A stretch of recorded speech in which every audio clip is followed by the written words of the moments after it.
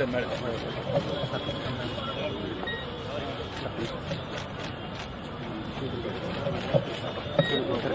ఎన్నికల ముందు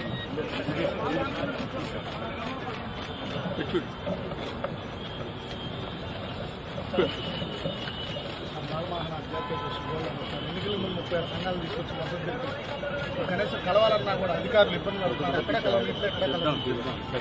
రాష్ట్ర వ్యాప్తంగా మీకోసం అవును సార్, మీకు 1 అవర్ మాట్లాడవచ్చు సార్. మీకు చెప్పాలని రాష్ట్ర వ్యాప్తంగా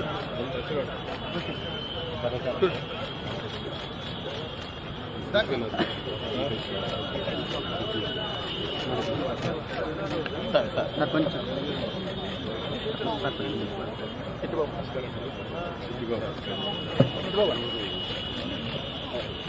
అర్థం madam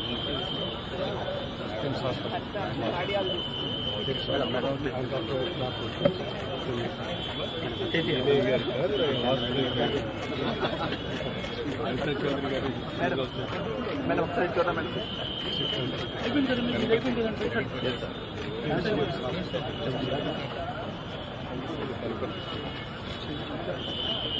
side side side side side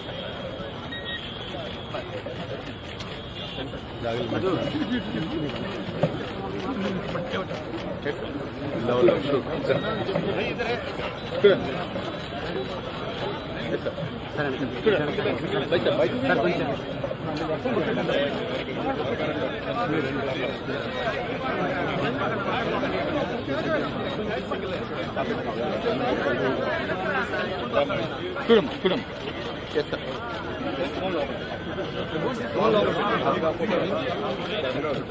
చేస్తా మానిటర్ మహిళా సమత కార్పొరేటర్ చూడమ్మ చేస్తా వాళ్ళు పంపించేయాలి. చూడనా చేస్తా చూడమ్మ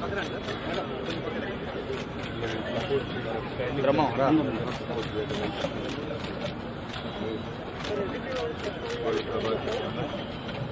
చూడండి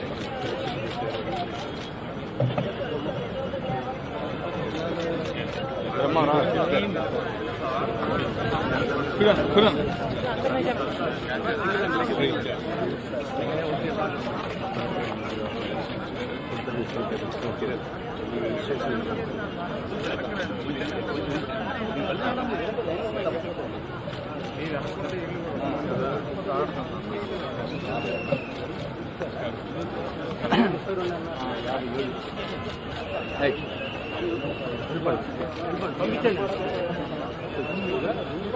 చూడండి రమేష్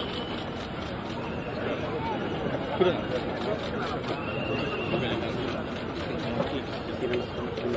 రమ్మరా చూడండి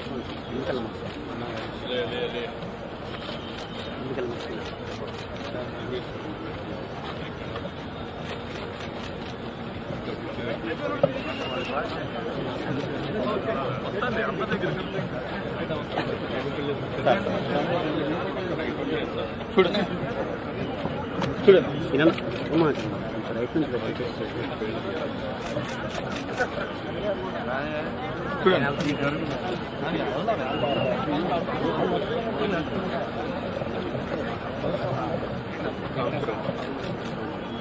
చూడండి రైట్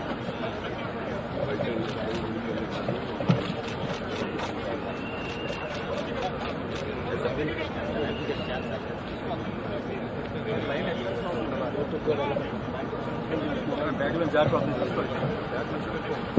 చూడండి చూడండి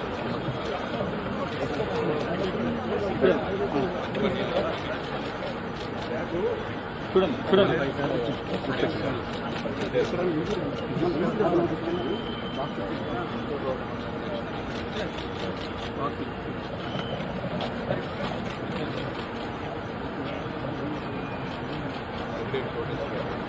చూడండి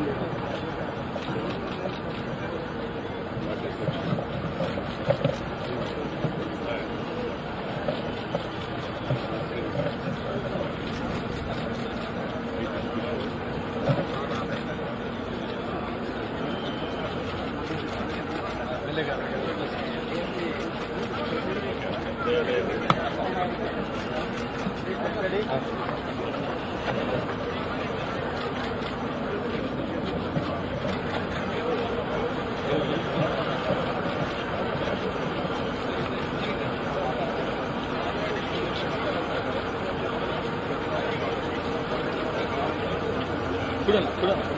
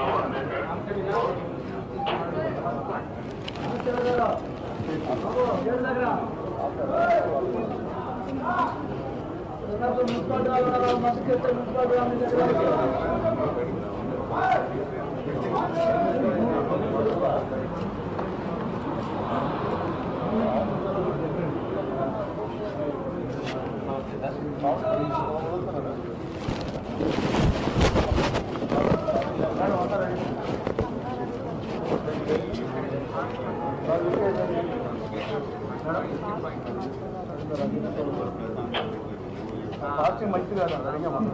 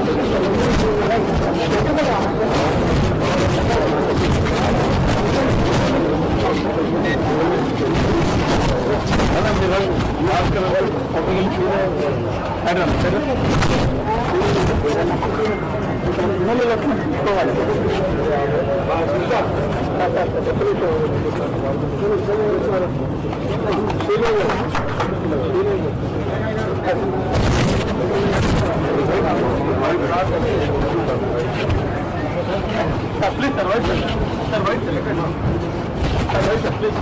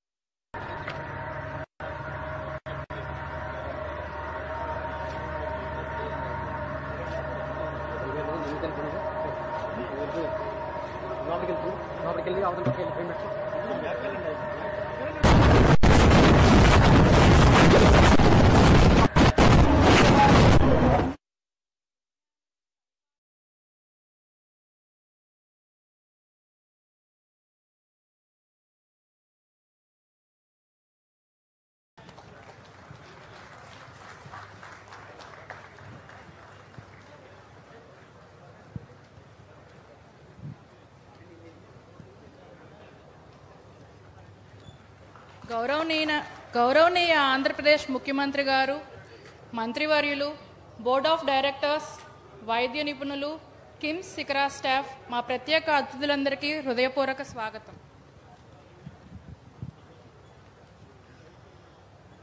I honor to invite all the dignitaries.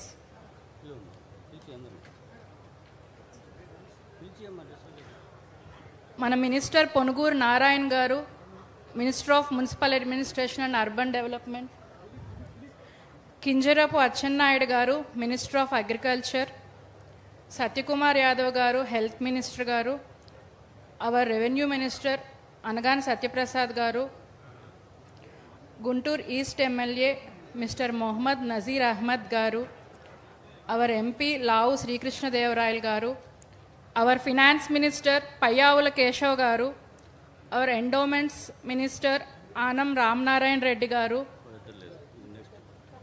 our irrigation minister Nimmal Ramnayud garu, our tourism minister Kandula Lakshmi Durgesh garu, MLA Ongol Damacharla Janardhan garu, Sri Ugra Narasimha Reddy, MLA Kanigiri, Maritime Chairman AP Sri Damacharla Satya garu, Narsaraupeta MLA Sri Arvind Babu garu, Chilakalurpeta MLA Sri Prattipati Pullarao garu. I'm inviting all these dignitaries to the stage.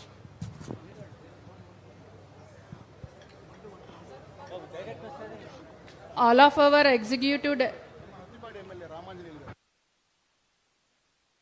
Prattipati MLA Sri Ramanjaneyal Garni,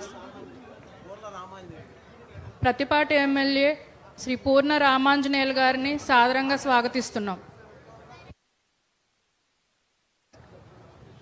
Our executive directors are requested to Kalla Madhavi Garni Vedik Medaka Sadaranga Ahvanistunnam.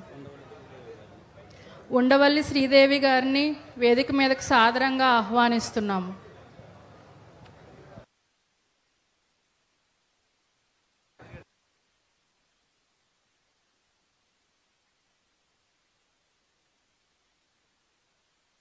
I invite all our executive directors to honor our guests, to welcome our guests with plants.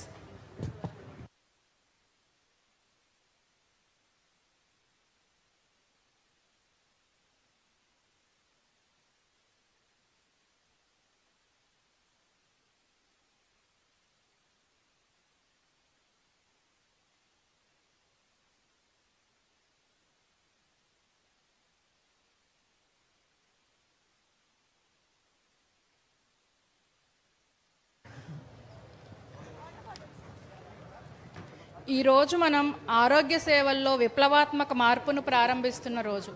ఈ రోజుని ఈ ప్రోగ్రామ్ని మనం జ్యోతి ప్రజ్వలనతో మొదలు పెడదాం.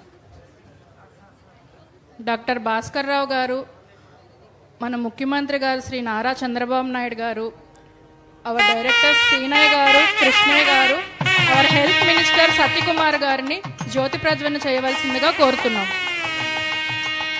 And all the ministers please.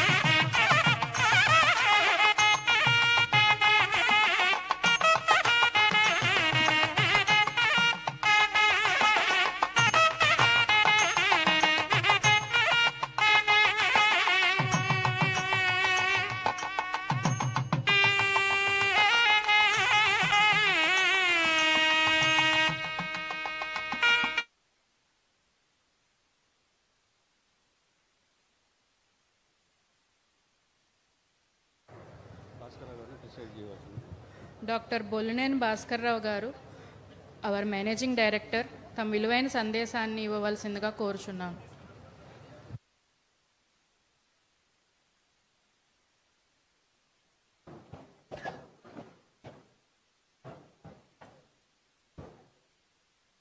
Good morning, everybody. Honorable Chief Minister of Andhra Pradesh, Nara Chandrababu Naidu Garu, respected dignitaries on the dais, off the dais, my dear colleagues, press and friends, we are indeed privileged to have our beloved Chief Minister, sir, with us today on this auspicious occasion of the inauguration of KIMS Sikara. Sikara means highest peak. I am reminded of an interesting thing. Edmund Hillary was one of the first two in the world to climb Mount Everest. On his outstanding achievement, he said, "The Everest has a problem. It cannot grow beyond 29,000 feet. I can keep growing to scale newer and newer heights. That is called dynamism and optimism." our CM Chandrababu Naidu garu radiated the same spirit. No height is high for him. He keeps achieving success after success and moves forward more and more success. I find that the name CBN stands for three qualities. C stands for confidence, B stands for brilliance, and N stands for nobility. Since he has both the nobility and ability, he has become a remarkable and kind administrator. KIMS in a leadership position, healthcare sector, AP and today's inauguration of KIMS Sikara will strengthen our hands further. We have ambitious plans, and I am sure that guidance and support of our Honorable Chief Minister will be able to contribute in a great way in the growth of our state. You know about KIMS.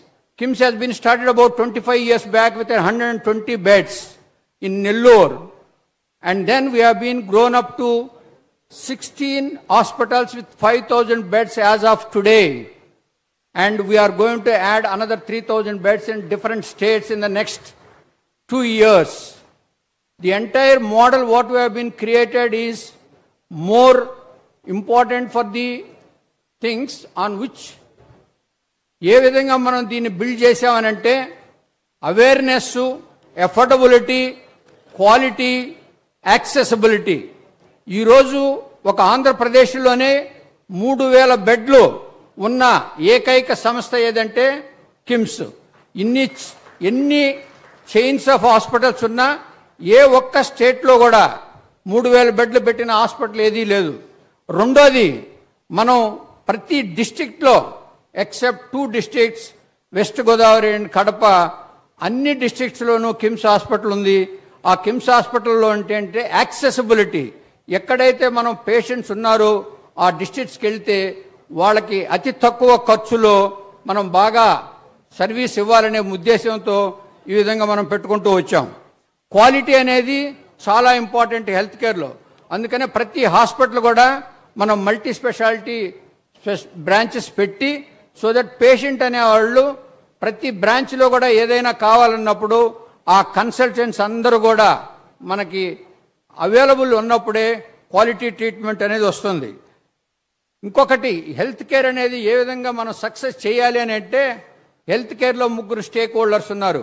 ఒకరు patients, the most important people patients. వాళ్ళకి ఏం కావాలి అంటే quality treatment కావాలి, affordable కావాలి, accessible కావాలి. రెండోది human resources, that is doctors, non medical staff. మూడోది ఇన్వెస్టర్స్. ఇన్వెస్టర్స్ ఎవరైనా ఒక హెల్త్ కేర్లో ఇన్వెస్ట్ చేయాలి అంటే అది ప్రాఫిటబుల్గా మంచిగా ఉన్నప్పుడు చేస్తుంది. డాక్టర్లు అందరూ కూడా ఈరోజు మాతో చేరిన డాక్టర్స్ 25 సంవత్సరాల క్రితం చేరిన వాళ్ళందరూ కూడా మాతో 80% ఉన్నారు అని అంటే మేము ఒక డిఫరెంట్ మోడల్లో చేశాం. ఆ డిఫరెంట్ మోడల్ ఏంటంటే ఈరోజు ఎవరైతే ఎంప్లాయీస్, డాక్టర్సే కాకుండా నాన్ డాక్టర్స్ కూడా మా కంపెనీలో షేర్లు తీసుకున్నారు. దానికి ఏంటంటే మేము ఓన్ రెస్పాన్సిబిలిటీ కింద ఫీల్ అయ్యి దాంట్లో ఉన్న ప్రాఫిట్స్ వేరే ఇన్వెస్టర్స్ బయట కంట్రీస్ నుంచి తీసుకునే దానికన్నా మా ఎంప్లాయీసే తీసుకుంటారు.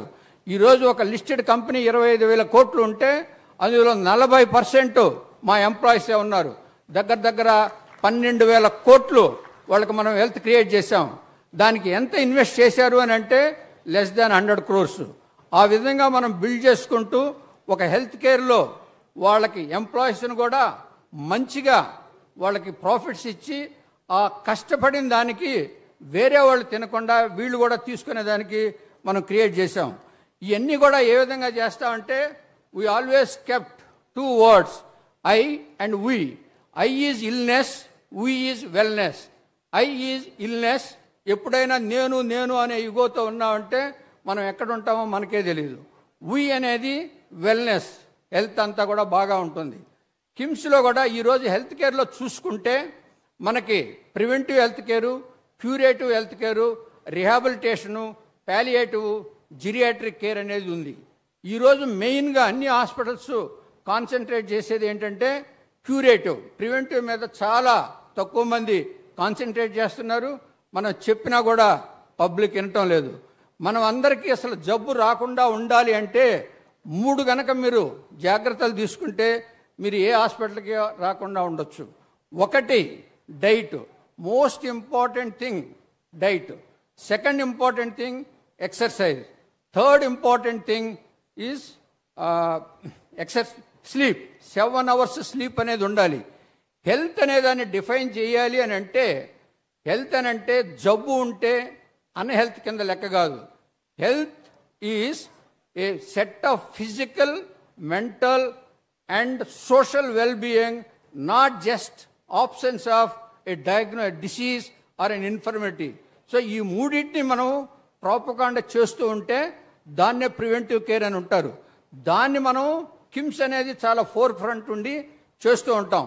ఈరోజు బ్రెస్ట్ క్యాన్సర్ మీద చాలా ఎమినెంట్ పీపుల్ని, ఇంక్లూడింగ్ అమితాబ్ బచ్చన్, కమల్ హాసన్, వీళ్ళందరినీ తీసుకొచ్చి మీరు కనుక హైదరాబాద్లో చూస్తే అక్టోబర్ మంత్లో entire capital including Raj Bhavan will be lighted with pink. That is the where we can able to prevent the pink breast diseases. That's how we will able to propagate all these things. Apart from that, ఈ రోజు మనం ఇప్పుడు నేను మాట్లాడుతూ ఉంటే జయేష్ షాతో మాట్లాడి బీసీఐఎస్ఐ చైర్మన్కి ఈరోజు జరిగే match 12th between India and England, దాంట్లో ప్రతి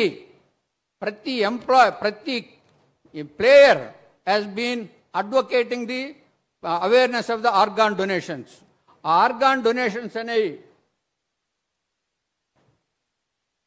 దానివల్ల కొన్ని వేల మందికి మనం ప్రాణం పోస్తున్నాం. అంటే ఆ ఆర్గాన్స్ లేకపోతే ఉండరు.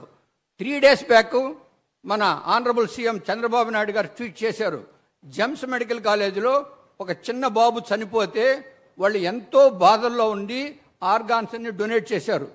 అది ఒక గ్రేట్ అచీవ్మెంట్. ఇలాంటివన్నీ మనం కనుక చేస్తూ ఉంటే, అదేవిధంగా డొనేట్ చేసే వాళ్ళకి మనం స్టేట్ ఆనర్స్తో వాళ్ళ ఫ్యూనరల్స్ కనుక చేస్తే చాలామంది ముందుకొచ్చి ఇంకా ఆర్గాన్స్ డొనేట్ చేసి ఆ అవేర్నెస్ అనేది మనం క్రియేట్ చేస్తూనే ఉంటాం. ఈ విషయంలో పోలీస్ డిపార్ట్మెంట్కి నేను చాలా అభినందించాలి. మనం ఏ రోజైనా ఆర్గాన్స్ అనేది చాలా తక్కువ టైమే ఉంటుంది. మనం శ్రీకాకుళంలో చేసిన వితిన్ 45 to 50 minutesలో మనకి వైజాగ్ వచ్చి అక్కడి నుంచి ఫ్లైట్ తీసుకొని మనకి వేరే ఆర్గాన్స్కి వెళ్ళేదానికి పోలీస్ డిపార్ట్మెంట్ అనేది చాలా బాగా పడుతుంది. గ్రీన్ ఛానల్ క్రియేట్ చేసి ఆ గ్రీన్ ఛానల్ ద్వారా ట్రాన్స్పోర్ట్ చేసే ఆర్గాన్స్ ఒక్కసారి మళ్ళీ పోలీస్ డిపార్ట్మెంట్కి నేను ధన్యవాదాలు చెప్తున్నాను. అదేవిధంగా మన సీఎం గారు ఇవన్నీ చేయబట్టే మనకి జరుగుతూ ఉంది. రెండోది, ఆర్గాన్ డొనేషన్ అనేది మనం ఏ విధంగా అయితే ప్రాపగాండా చేస్తే ఎంతో బెటర్గా ఉంటుంది. ఈరోజు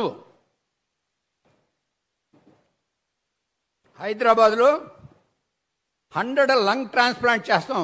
ఏకైక సంస్థ 100 లంగ్ ట్రాన్స్ప్లాంట్ చేసేది అది ఒక కిమ్సే. ఏషియాలో నంబర్ 1 ఈ లంగ్ ట్రాన్స్ప్లాంట్ చేయటం అనేది.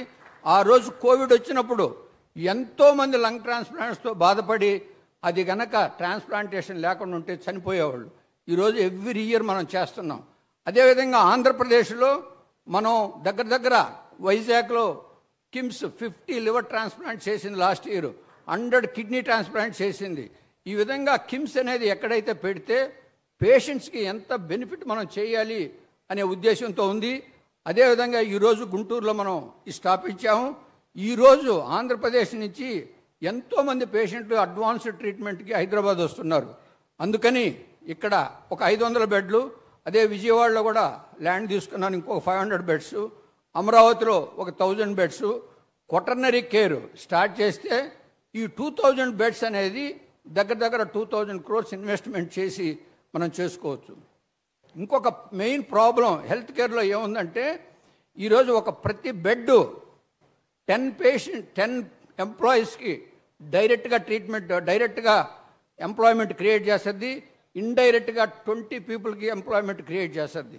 మనం ఎన్ని నెంబర్ ఆఫ్ బెడ్స్ చేస్తే అంతవరకు అనేది ఇది క్రియేట్ అవుతూ ఉంది.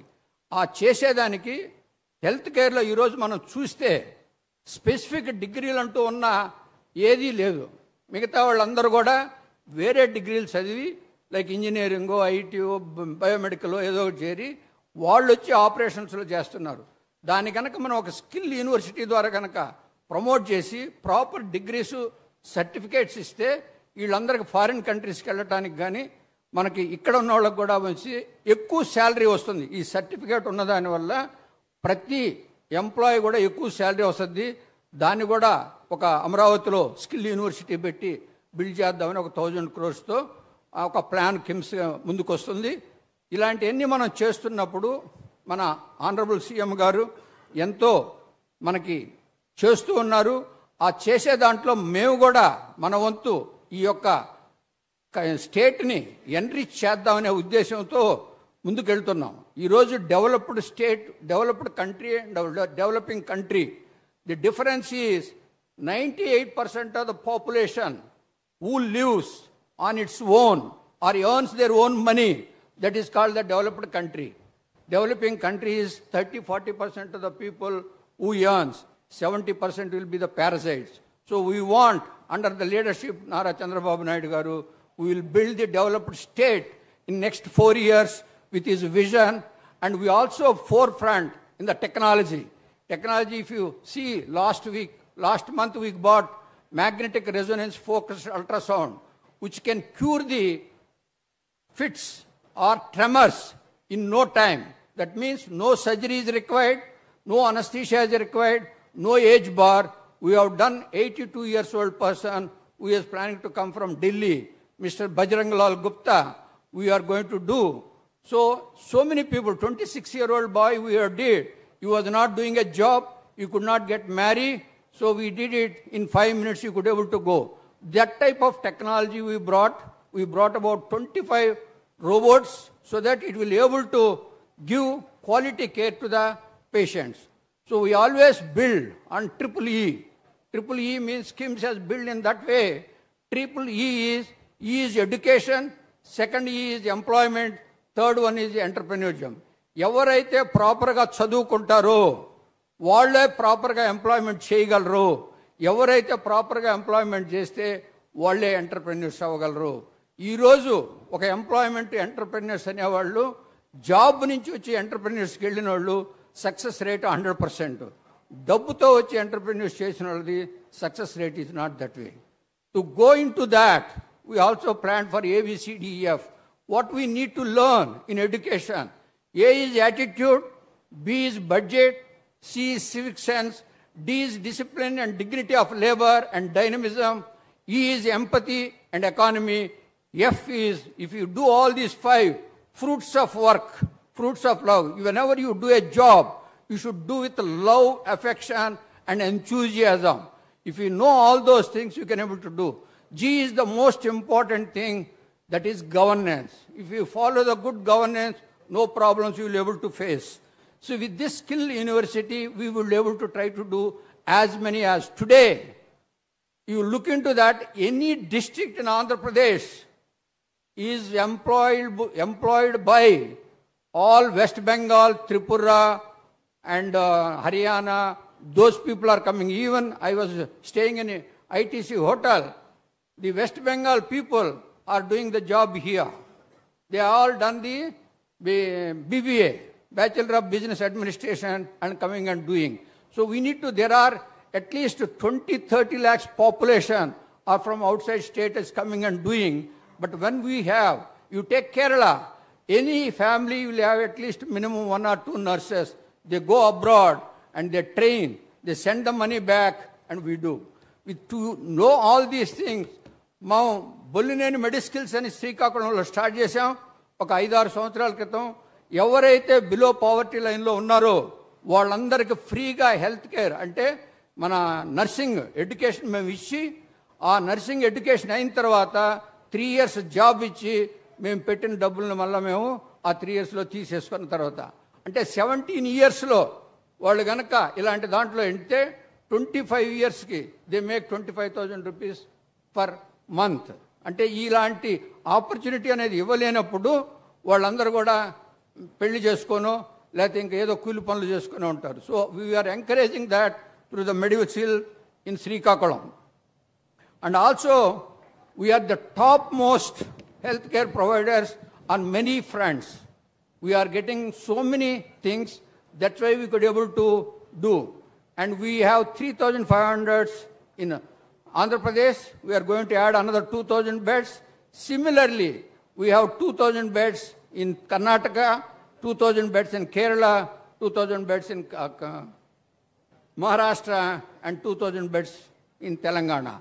If we look into that, the entire Telangana, we have about 2,000 beds.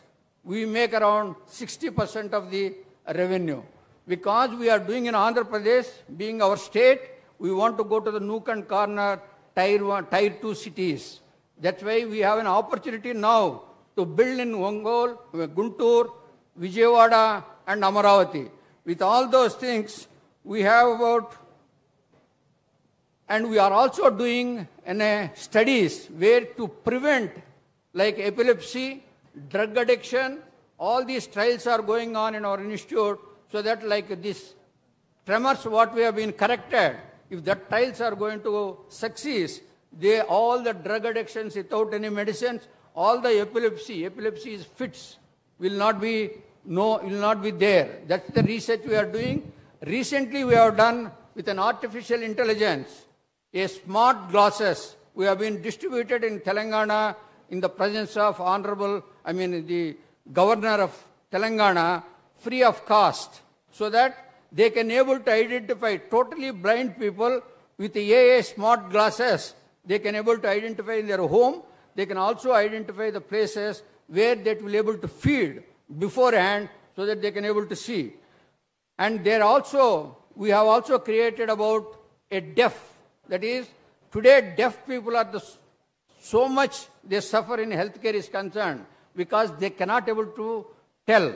That's why we have taken one deaf person and telemedicine for the entire state. We are doing free of cost consultations for them under the Kingston Foundation Research Center. Thank you very much for giving me this opportunity. Thanks a lot. Now I request our Honorable Health Minister, Satya, will be able to speak few words.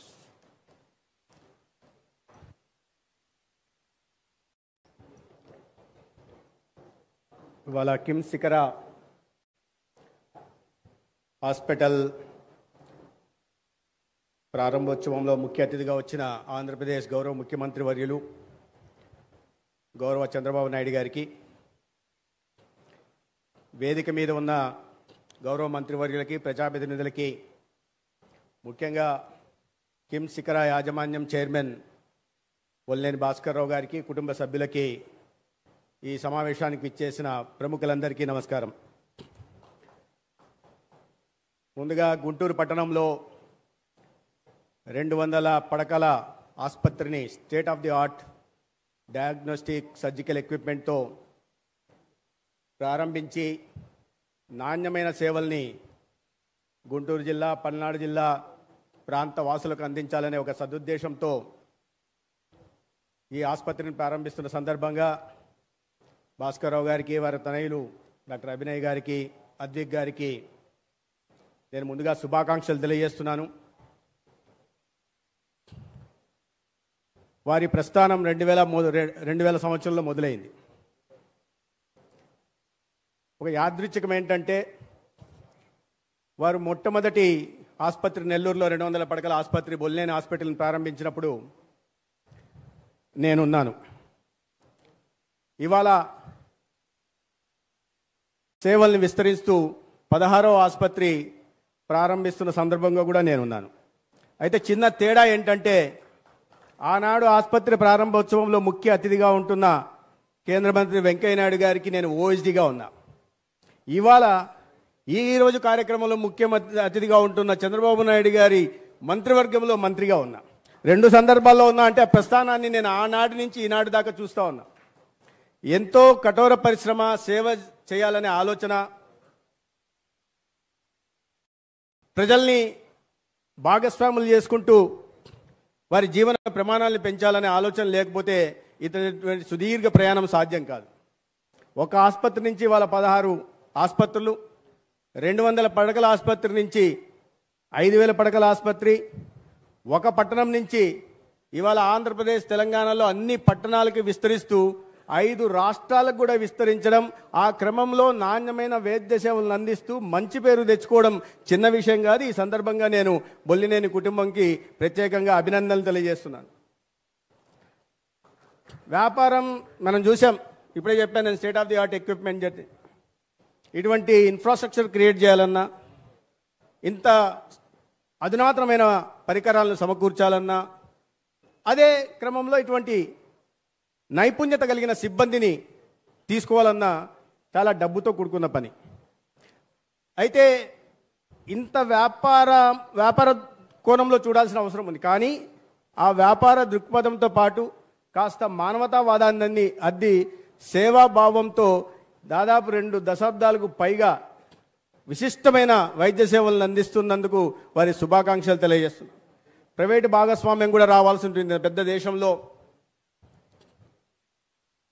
ఈ ఆర్థిక వనరుల ఇబ్బంది ఉన్న దృష్ట్యా ప్రభుత్వంతో పాటు private భాగస్వామ్యం వస్తేనే ఏ రంగమైనా ముందుకెళ్తుంది.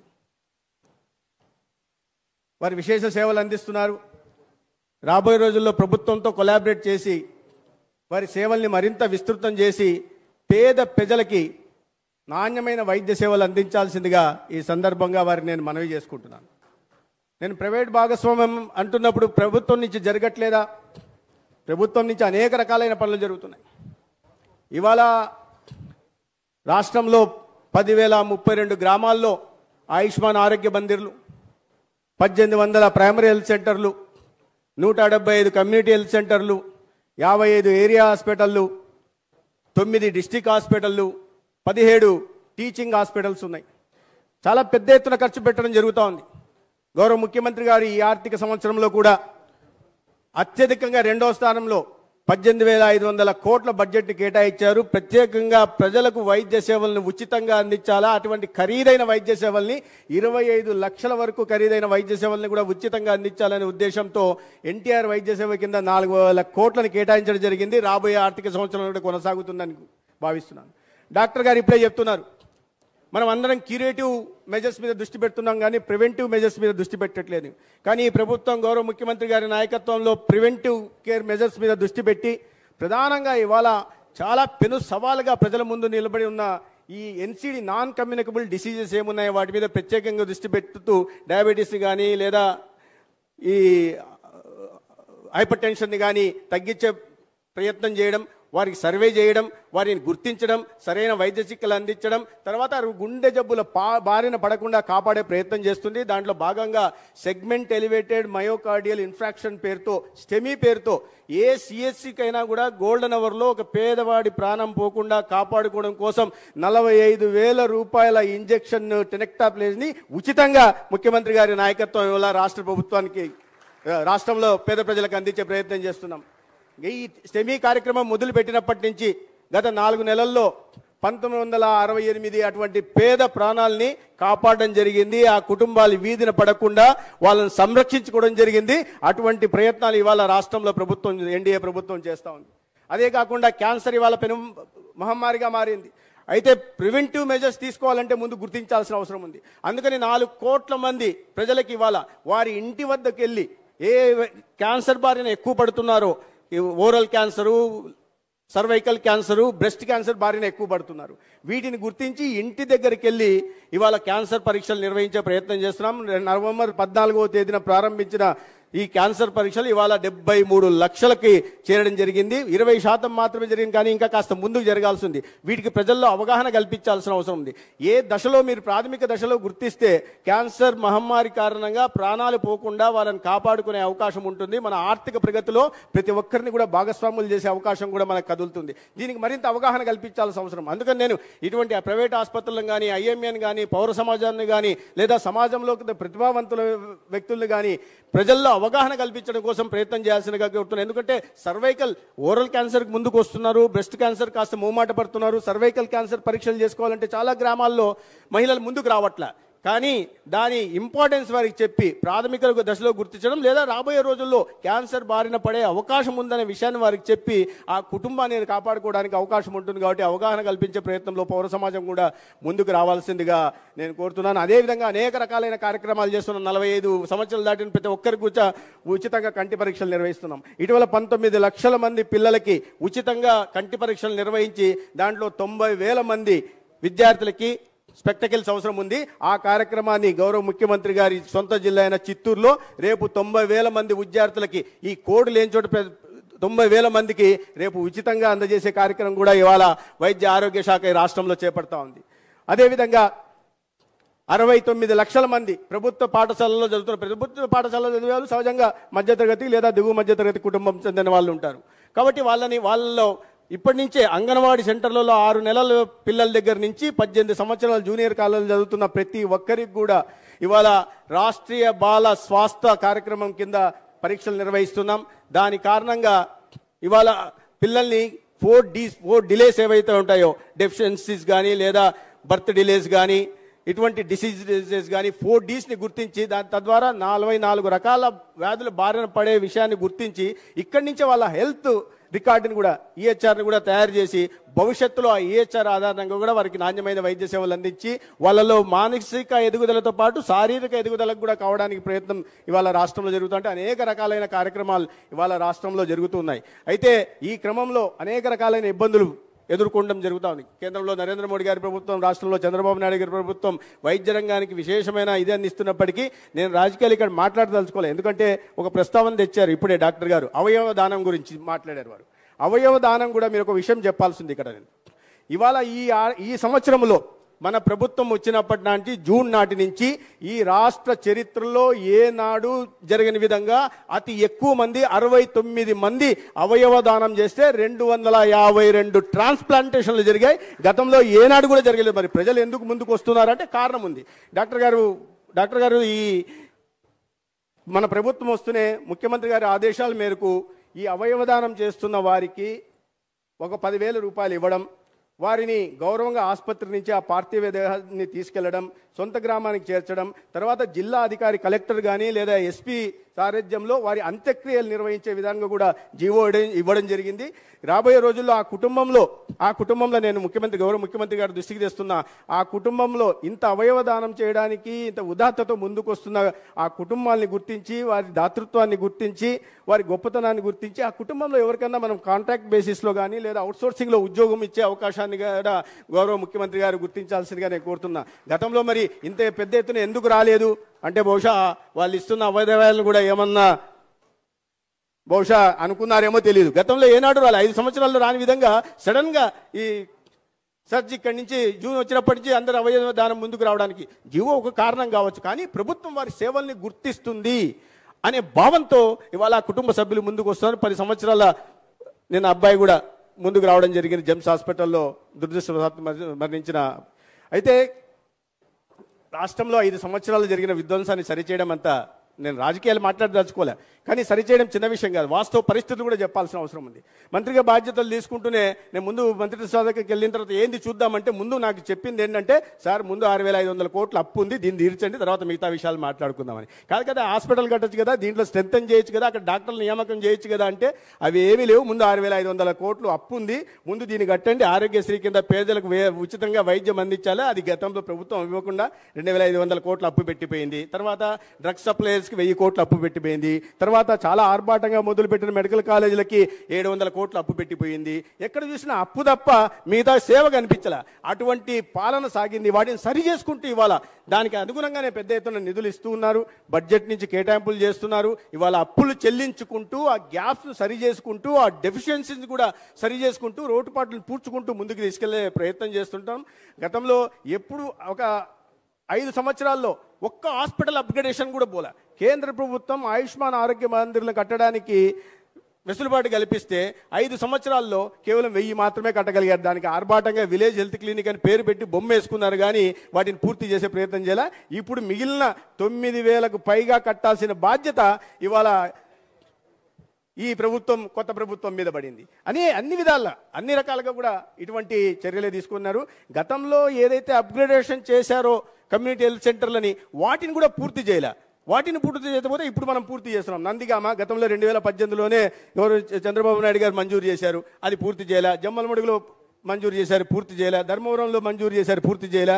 వాటిని ఇప్పుడు మనం చేస్తున్నాం. కానీ వాళ్ళు చేసిందల్లా ఏంటయ్యా అంటే ఎన్నికలకు ముందు కొన్ని ఆసుపత్రులని కొన్ని సిహెచ్సిల్ని అప్గ్రేడ్ చేస్తున్నట్టుగా ప్రకటన చేశారు. ఉదాహరణకు ఇప్పుడే దుర్గేష్ గారు చెప్తున్నారు, ఎలక్షన్ల ముందు వాళ్ళు ప్రకటన చేసిపోయారంటే డబ్బులు ఇచ్చారా సార్ అన్న, అడ్మినిస్ట్రేటివ్ శాంక్షన్ ఇచ్చారు కానీ పైసా ఇవ్వలేదని. పోనీ హెచ్ఆర్ ఇచ్చారా సార్ అన్న, అది ఇవ్వలేదని. అంటే మీరు డబ్బులు అడ్మినిస్ట్రేటివ్ శాంక్షన్ ఇచ్చి 5 పైసలు నిధులు ఇవ్వకుండా హెచ్ఆర్ ఇవ్వకుండా అప్గ్రేడేషన్ ఎలా సాధ్యమవుతుందో మరి ఆ గౌరవ 5 సంవత్సరాలు అటువంటి అద్భుత పాలనను అందించిన వ్యక్తులే సమాధానం చెప్పాల్సింది. ఇవాళ మాట్లాడుతుంటారు, మెడికల్ కాలేజీల గురించి మాట్లాడుతున్నారు.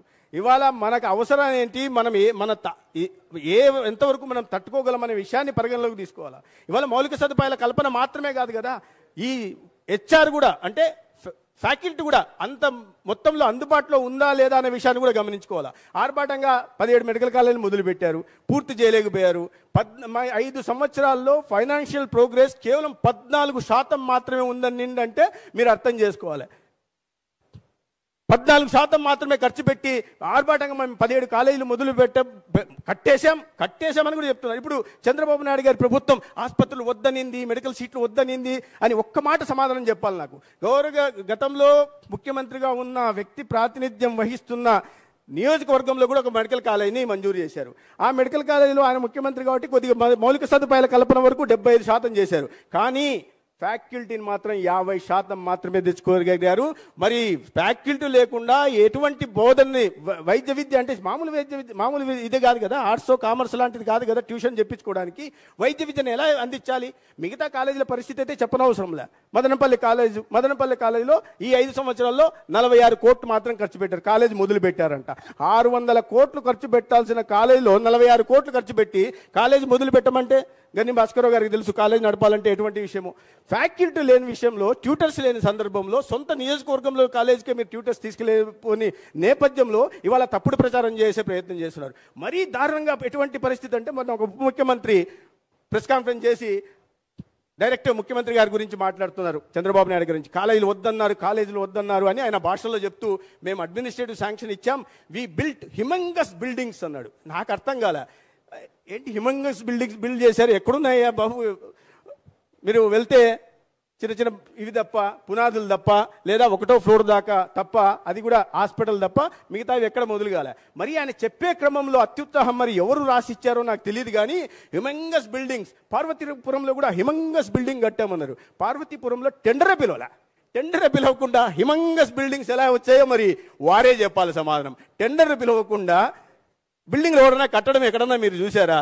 అటువంటి అసత్య ప్రచారాలను చేసి నమ్మించే ప్రయత్నం చేశారు, గతంలో చేశారు. ప్రజలు అటువంటి తీర్పు ఇచ్చిన తర్వాత కూడా ఆత్మ పరిశీలన చేసుకొని మేము ఎక్కడ తప్పులు చేశాం, మేము చెప్తున్న అబద్ధాలని ప్రజలు నమ్మారా లేదా అని ఆత్మ పరిశీలన చేసుకోకుండా అదే అబద్ధాలని మళ్ళీ చెప్తూ నిజాలుగా భ్రమింపు చేసే ప్రయత్నం చేస్తున్నారు. అయితే ప్రజలకు తెలుసు కాబట్టి ఎవరు ఎటువంటి పాలన అందించారు, ఎవరు మంచి ప్రభుత్వాన్ని ఇవ్వగలరు అనేది ఈ గతంలో 5 సంవత్సరాలు అనుభవించిన తర్వాత ఈ 9 నెలల కాలంలో కూడా మార్పులు చూశారు. ఇవాళ అభివృద్ధి ప్రదాతగా ఉంటున్న నరేంద్ర మోడీ గారి నాయకత్వంలో ఒక దార్శనిక నాయకుడు చంద్రబాబు నాయుడు గారి రాష్ట్రంలో అధికారంలో ఉన్నారు కాబట్టి ఎన్డీఏ ప్రభుత్వం ఈ లోటుపాట్లను సరి చేసుకుంటూ ఏదైతే మనం అందరం కలలు కంటున్నామో, ఆశిస్తున్నామో, ఒక స్వర్ణాంధ్రప్రదేశ్ నిర్మాణం దిశగా ఈ ప్రభుత్వం అడుగులు వేస్తూ ఉంది. స్వర్ణాంధ్ర నిర్మాణం జరగడం తథ్యం. స్వర్ణాంధ్ర నిర్మాణం జరిగి ఈ స్వర్ణాంధ్ర వికసిత భారత్ నిర్మాణంలో కూడా ప్రముఖ పాత్ర వహిస్తుంది. అటువంటి నాయకత్వ లక్షణాలు, సమర్థ నాయకత్వం ఈ రాష్ట్రంలో చంద్రబాబు నాయుడు గారి రూపంలో, పవన్ కళ్యాణ్ గారి రూపంలో ఉందని నేను మీ అందరికీ తెలియజేసుకుంటూ ఈ సేవా భావంతో మీరు చేస్తున్న వీటిని మరింత విస్తృతపరచాలని నేను బొల్లినేని సోదరులను కోరుకుంటూ సెలవు తీసుకుంటాను. ధన్యవాదాలు, నమస్కారం. Thanks for your valuable words sir. ఇప్పుడు అవర్ విజనరీ లీడర్ మన ముఖ్యమంత్రి గారు నారా చంద్రబాబు నాయుడు గారిని మాట్లాడవలసిందిగా కోరుచున్నాం.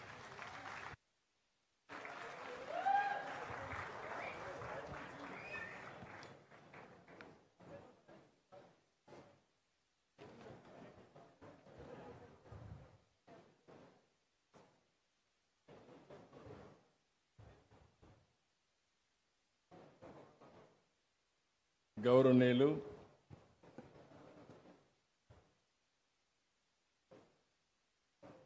Chairman managing director KIMS group Shri Bolleneni Bhaskar Rao garu, honourable minister of health గౌరవనీయులు సత్యకుమార్ యాదవ్ గారు,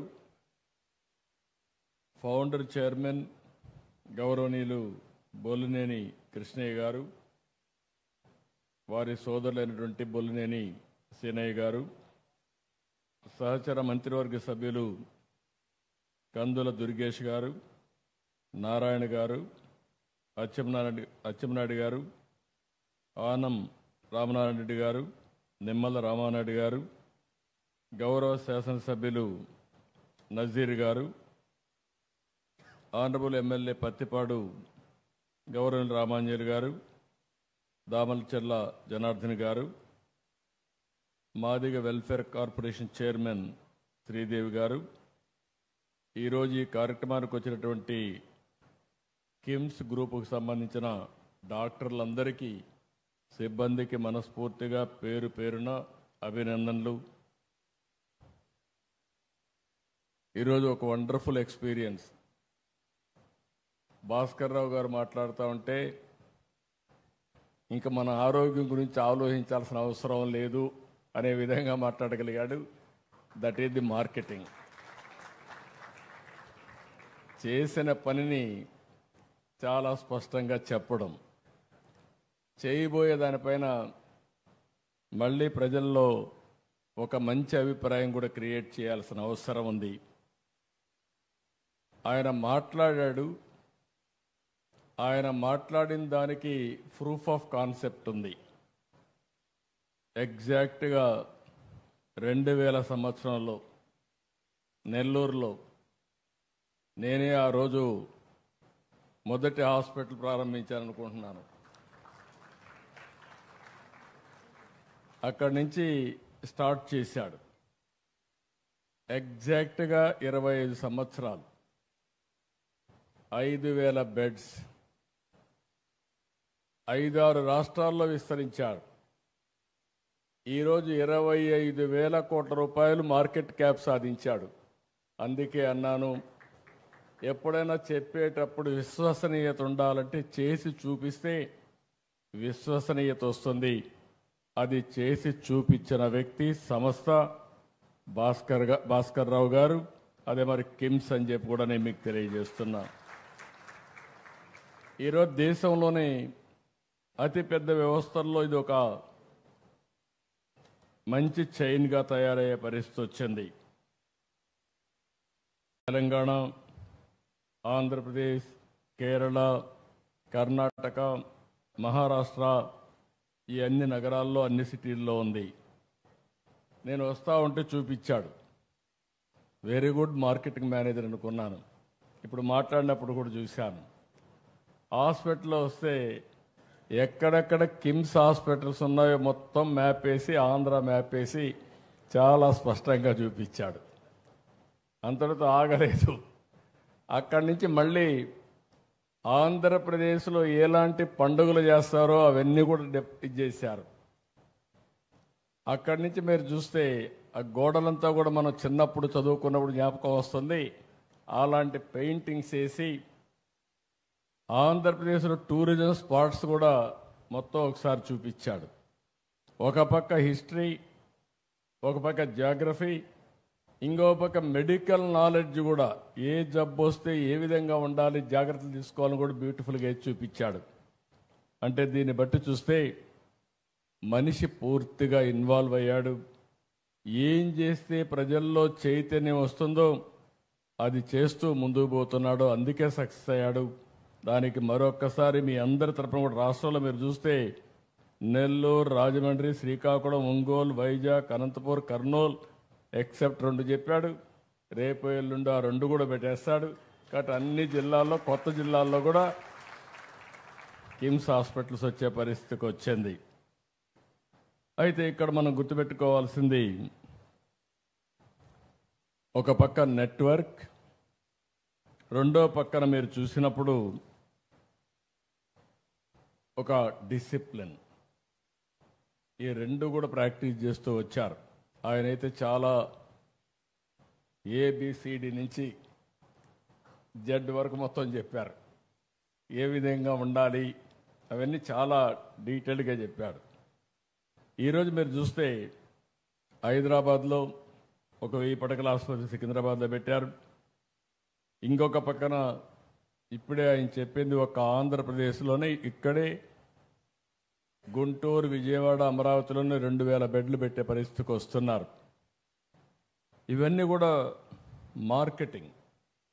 అంటే ఒక విజన్ ఉండే వ్యక్తి భాస్కర్ రావు గారు అని చెప్పిన అభిప్రాయం. అది కూడా మోడల్స్, ఒక మోడల్ ఆయన చెప్పాడు. ఆ మోడల్ కూడా మీరు చూస్తే ఎంప్లాయీస్ ఎవరైతే ఇందులో పనిచేస్తున్నారో 10,000 మంది ఈ హాస్పిటల్లో పెట్టుబడులు పెట్టారు. 25,000 కోట్ల రూపాయలు మార్కెట్ క్యాప్లో ఈ 10,000 మందికి 12,000 కోట్ల రూపాయలు మార్కెట్ క్యాప్ వచ్చిందంటే ఆ రోజు పెట్టిందంతా కూడా 100 కోట్లు పెట్టారేమో. 100 కోట్లు పెడితే ఈరోజు 12,000 కోట్ల రూపాయలు మార్కెట్ క్యాప్ వచ్చిందంటే ఆయన ఒక్కడు బాగుపడడం కాదు, హాస్పిటల్లో చేరిన ప్రతి ఒక్క డాక్టర్కి, ప్రతి ఒక్కరికి షేర్ ఇచ్చాడంటే అది విజయ రహస్యం అని చెప్పి మరొకసారి మీ అందరికీ తెలియజేస్తున్నా. మనం అందరం ఒకటే ఆలోచిస్తాం, నేను బాగుంటే చాలని. కానీ సంస్థ బాగుండాలంటే అందులో పనిచేసే వ్యక్తులకు కూడా భాగస్వామ్యం ఉండాలి. అలాంటి భాగస్వామి పెట్టాడు కాబట్టి 25 సంవత్సరాలుగా 80% ఎవరైతే ఈ హాస్పిటల్లో చేరారో ఇది నా హాస్పిటల్ అనే భావన వచ్చి ఇక్కడే హాస్పిటల్లో సర్వీస్ చేసే పరిస్థితికి వచ్చారు. ఇది ఒక మంచి అనుభవం అని చెప్పి కూడా మిగిలిన పారిశ్రామికవేత్తలకు విజ్ఞప్తి చేస్తున్నా. ఇంకొక పక్కన మీరు చూస్తే ఇక్కడికి వచ్చినప్పుడు సూపర్ స్పెషాలిటీస్ అన్నీ కూడా కార్డియాక్ సైన్సెస్ కానీ, ఆంకాలజీ కానీ, న్యూరో సైన్స్, గ్యాస్ట్రోఎంట్రాలజీ, ఆర్థోపెడిక్స్, అవయవ మార్పిడి, కిడ్నీ కేర్, తల్లి పిల్లల సంరక్షణ, ఒక 25 సూపర్ స్పెషాలిటీస్ పెట్టారు. ఈరోజు ఇదే కాకుండా మీరు చూస్తే లేటెస్ట్ ఇంకా ఏ టెక్నాలజీస్ ఉన్నాయో అవన్నీ కూడా తీసుకొచ్చి శస్త్రచికిత్స అయిన తర్వాత రోగి వేగంగా కోలుకోవడానికే డావిన్సీ రోబోటిక్ సిస్టమ్ తీసుకొచ్చాడు. మోకాలు మార్పిడి కోసం రోబోటిక్ సిస్టమ్ తీసుకొచ్చారు. మెదడు కణితలు గాయాలు శస్త్రచికిత్స కోసం గామా నైఫ్ వినియోగించే పరిస్థితికి వచ్చారు. అదనపు రేడియేషన్ ప్రమాదం లేకుండా ఉండాలని ఈఎస్డబ్ల్యూఎల్, డోర్నియర్, ఇలా అనేకమైనటువంటి మెడికల్ టెక్నాలజీస్ అని తీసుకొచ్చారు. ఎప్పుడు కూడా మనం ఒకటి గుర్తుపెట్టుకోవాలి, నాలెడ్జ్ అనేది డాక్టర్సే ప్రొవైడ్ చేయగలుగుతారు. అదే సమయంలో టెక్నాలజీ వచ్చింది. ఈరోజు నేను కూడా ఒక పిలిపిచ్చాను అందరికీ. ప్రతి ఒక్క వ్యక్తి రాష్ట్రంలో ఒకప్పుడు 95లో నేను చెప్పేవాడిని, ప్రతి ఒక్క కుటుంబానికి ఒక ఇన్ఫర్మేషన్ టెక్నాలజీ చదువుకున్న వ్యక్తి ఉండాలని, భవిష్యత్తును మారుస్తుందని 95 నుంచి చెప్పాను. ఈరోజు ఆ రోజు నేను ఇచ్చిన పిలుపు ఈరోజు మీరు చూస్తే ప్రపంచంలోనే ఎక్కువ ఆదాయం ఎవరికి వస్తుందంటే భారతీయులకు వస్తుంది. అందులో మొదటి స్థానంలో ఎవరున్నారంటే తెలుగు జాతి ఉన్నారని చెప్పి మరొకసారి గుర్తు చేస్తున్నా. 95 నేను మాట్లాడింది ఐటీ మాట్లాడాను. ఈరోజు నేను మాట్లాడేది ఏఐ మాట్లాడుతున్నా, ఆర్టిఫిషియల్ ఇంటెలిజెన్స్ మాట్లాడుతున్నా. ప్రతి ఒక్క వ్యక్తి ఏఐ ఉపయోగించుకోవాలి, లేకపోతే ఏఐ ద్వారా యూస్ కేసెస్ తయారు చేసే సామర్థ్యాన్ని పెంచుకోవాలి. ఇదేం పెద్ద బ్రహ్మ విద్య ఏం కాదు. మన పిల్లలందరూ బాగా తయారయ్యారు. ప్రపంచాన్ని శాసించబోయేది భవిష్యత్తులో ఏఐ శాసిస్తుంది. ఆ విషయం కూడా మీరు గుర్తుపెట్టుకోవాల్సిన అవసరం ఉంది. ఈరోజు మీరు ఒకసారి చూస్తే ఇక్కడ ఉండే హాస్పిటల్లో కూడా ఒక 20కి పైగా అతి కీలకమైన వైద్య సేవలు అందిస్తున్నారు. నేను అందుకే డాక్టర్స్ అందరూ మీరు ఇక్కడ ఉన్నారు. డేటా అనేది నెట్వర్క్ హాస్పిటల్స్ కాబట్టి దేశం మొత్తం అనేకమైన డిసీజులకు కావలసిన డేటా అంతా కూడా హిస్టారికల్ డేటా ఉంటుంది. భవిష్యత్తులో ఒక హాస్పిటల్దే కాదు సంపద. భాస్కర్ రావు కిమ్స్లో మీరు చూస్తే దేశంలో ఎవ్వరి దగ్గర లేని డేటా, ప్రపంచంలో ఎవ్వరి దగ్గర లేని డేటా కిమ్స్ దగ్గర ఉంటుంది. డేటా వెల్త్ అని చెప్పి మీ అందరికి తెలియజేస్తున్నా. రేపు రాబోయే రోజుల్లో సంపద మన దగ్గర ఎన్ని కోట్లు ఉన్నాయని కాదు, నా హాస్పిటల్ ఈరోజు మార్కెట్ వాల్యూ ఎంత ఉందని కాదు, నా దగ్గర ఎంత డేటా ఉంటే ఆ డేటాను ఉపయోగించుకుని ఆర్టిఫిషియల్ ఇంటెలిజెన్స్ చేస్తే నిర్ణయాలు 100% పర్ఫెక్ట్గా వస్తాయి. నిర్ణయాలు సరిగా ఉంటే డబ్బులు సంపాదించడం చాలా సులభం అవుతుందని చెప్పి కూడా నేను మీకు తెలియజేస్తున్నా. అతి తొందరలోనే డేటా కింగ్గా హెల్త్లో భాస్కర్ రావు తయారు కాబోతున్నాడని చెప్పి కూడా నేను మీకు తెలియజేస్తున్నా. అంటే ఒకసారి డేటా వచ్చిన తర్వాత ఇంకొక పక్కన మీరు చూస్తే రియల్ టైం డేటా అన్ని ఐఓటీలు వచ్చేసాయి, వేరబుల్స్ వచ్చేసాయి.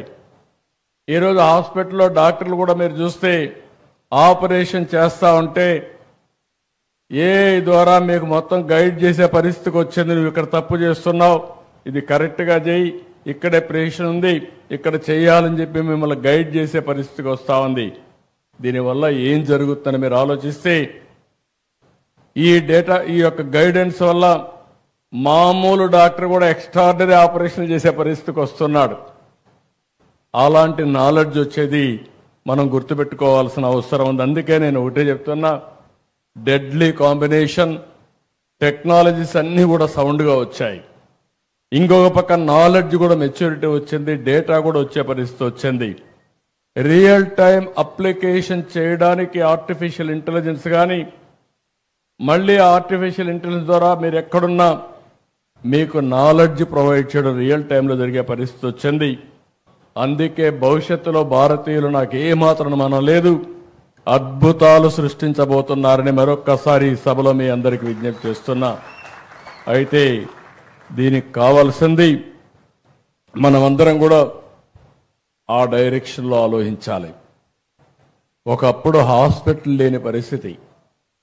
82 మా ఫాదర్ ఇన్ లా గౌరవనీయులు ఎన్టీ రామారావు గారు, ఆ రోజు ఆయన ఆపరేషన్ చేసుకోవాలంటే అమెరికాకు పోయి హార్ట్ ఆపరేషన్ చేసుకొని వచ్చాడు. అదే మారుగా మా అత్తగారు అయినటువంటి వసతారం గారిని చూస్తే ఆవిడ క్యాన్సర్ వస్తే ఆ రోజు 2 హాస్పిటల్, ఒకటి బాంబేలో ఒక హాస్పిటల్ ఉండేది టాటా, రెండోది అడయారులో ఒకటి. ఈరోజు మీరు చూస్తా ఉంటే క్యాన్సర్ కోసం అనేక హాస్పిటల్ వచ్చాయి. అదే ఎన్టీ రామారావు గారి కోరిక, ఆవిడ పేరుతో ఒక హాస్పిటల్ పెట్టాలని చెప్పి బసవ తారకం క్యాన్సర్ హాస్పిటల్ ఆ రోజు ప్రారంభించారు. ఈరోజు బాలకృష్ణ గారు హాస్పిటల్ సమర్థవంతంగా నిర్వహించే పరిస్థితికి వచ్చాడు. నేను ఎందుకు ఆ మాట చెప్పానంటే ఈరోజు అన్ని హాస్పిటల్స్లో ఈరోజు ఎక్కడికక్కడ మన వాళ్ళు చాలా సమర్థవంతంగా వచ్చే పరిస్థితికి వచ్చింది. ఇంకా రాను జెనెటిక్స్ టెస్ట్ కూడా, జెనెటికల్ టెస్టులు చేసిన తర్వాత ఏ వ్యక్తికి ఎలాంటి డిసీజెస్ భవిష్యత్తులో రాబోతాయో ముందుగానే ప్రిడిక్ట్ చేసేస్తున్నాం. అది ప్రిడిక్ట్ చేసినప్పుడు దానికి ప్రివెంటివ్గా ఏం చేయాలనో అవన్నీ కూడా చేసే పరిస్థితికి వస్తున్నాం. అంటే మనం ఊహించిన పరిణామాలు ఇవన్నీ. అయితే ఈరోజు నేను ఒకటే మిమ్మల్ని అందరినీ కోరుతున్నా, అవేర్నెస్ కూడా వారు చాలా, భాస్కర్ గారు ఒక మాట చెప్పారు, హాస్పిటల్కి పోకుండా ఉంటే that is the best way. నేను కూడా అదే కోరుకుంటున్నా. అది మీ చేతుల్లో ఉంది, కానీ మన లైఫ్ స్టైల్స్ మనం మార్చుకోలేకపోతున్నాం. భవిష్యత్తులో నేను ఒకటే ఆలోచిస్తున్నాను, హెల్త్ కాస్ట్ తగ్గాలి. మా మంత్రి గారికి సత్యకుమార్ గారికి ఒకటే చెప్పాను నిన్న కూడా మీటింగ్లో, ఆంధ్రప్రదేశ్లో ఎలాంటి డిసీజెస్ వస్తున్నాయి, ఆయుష్మాన్ భారత్లో మేము కూడా భాగస్వాములయ్యి ప్రతి ఒక్క ప్రైవేట్ హాస్పిటల్లో కానీ గవర్నమెంట్ హాస్పిటల్లో కానీ ట్రీట్మెంట్ చేసుకునే ప్రతి ఒక్కరిది రికార్డు తీసుకుని తద్వారా డిజిటల్ హెల్త్ కార్డ్స్ ఇష్యూ చేసి ఎవరైనా కిమ్స్కి వస్తే మొత్తం రికార్డు అంతా హిస్టారికల్ రికార్డు ఉంటుంది, దానిపైన యాక్షన్ తీసుకునే పరిస్థితి వస్తుంది. నేను దానికంటే ఒక స్టెప్ ముందుకు పోయి రాష్ట్రంలో 90% డిసీజెస్ ఏమేమి వస్తున్నాయి, ఈ 90% డిసీజెస్ని ప్రివెంట్ చేయగలిగితే ఏమేం చేయాలి? ఒకటి ప్రివెంటివ్ హెల్త్. ప్రివెంటివ్ హెల్త్లో డైట్ విషయం చెప్పాడు, హ్యాబిట్స్ విషయం, ఎక్సర్సైజ్, లేకపోతే స్లీప్, దీనికంటే కూడా అలవాట్లు, ఇవన్నీ కూడా లైఫ్ స్టైల్స్ కానీ కొద్దిగా మనం మార్చుకోగలిగితే చాలా వరకు హాస్పిటల్కి వచ్చే పరిస్థితే రాదు. నేను ఇంకా ఒక స్టేజ్ ముందుకు వెళ్తున్నా. మీరు తినే ఫుడ్ కూడా నేచురల్ ఫుడ్ ఉండాలని ప్రపంచంలోనే నేచురల్ ఫార్మింగ్ నెంబర్ 1 ఏ రాష్ట్రం అంటే దానికి చిరునామాగా ఆంధ్రప్రదేశ్ తయారు చేస్తున్నాం. ఒకసారి నేచురల్ ఫుడ్ వచ్చినప్పుడు నేను మాటల్లో చెప్పడం లేదు, టెక్నాలజీ వల్ల ట్రేసబిలిటీకి వస్తున్నాం. అంటే నువ్వు తినే ఫుడ్ ఒకసారి QR కోడ్లో స్కాన్ చేసుకుంటే ఏ ఫామ్ నుంచి వచ్చింది, ఏం ప్రాసెస్ ఉపయోగించారు, ఎవ్రీథింగ్ డీటెయిల్స్ ఉంటాయి. దానికి ప్రూఫ్ ఆఫ్ కాన్సెప్ట్ కింద సర్టిఫికేషన్ ఉంటుంది. అంటే ఇది కరెక్ట్గా ఆర్గానిక్ ఫుడ్, ఇది నేచురల్ ఫుడ్ అని సర్టిఫికేషన్ ఉంటుంది, ట్రేసబిలిటీ ఉంటుంది. దీన్ని కూడా ప్రమోట్ చేసే పరిస్థితికి వచ్చాం. రెండోది, మనం పీల్చే గాలి.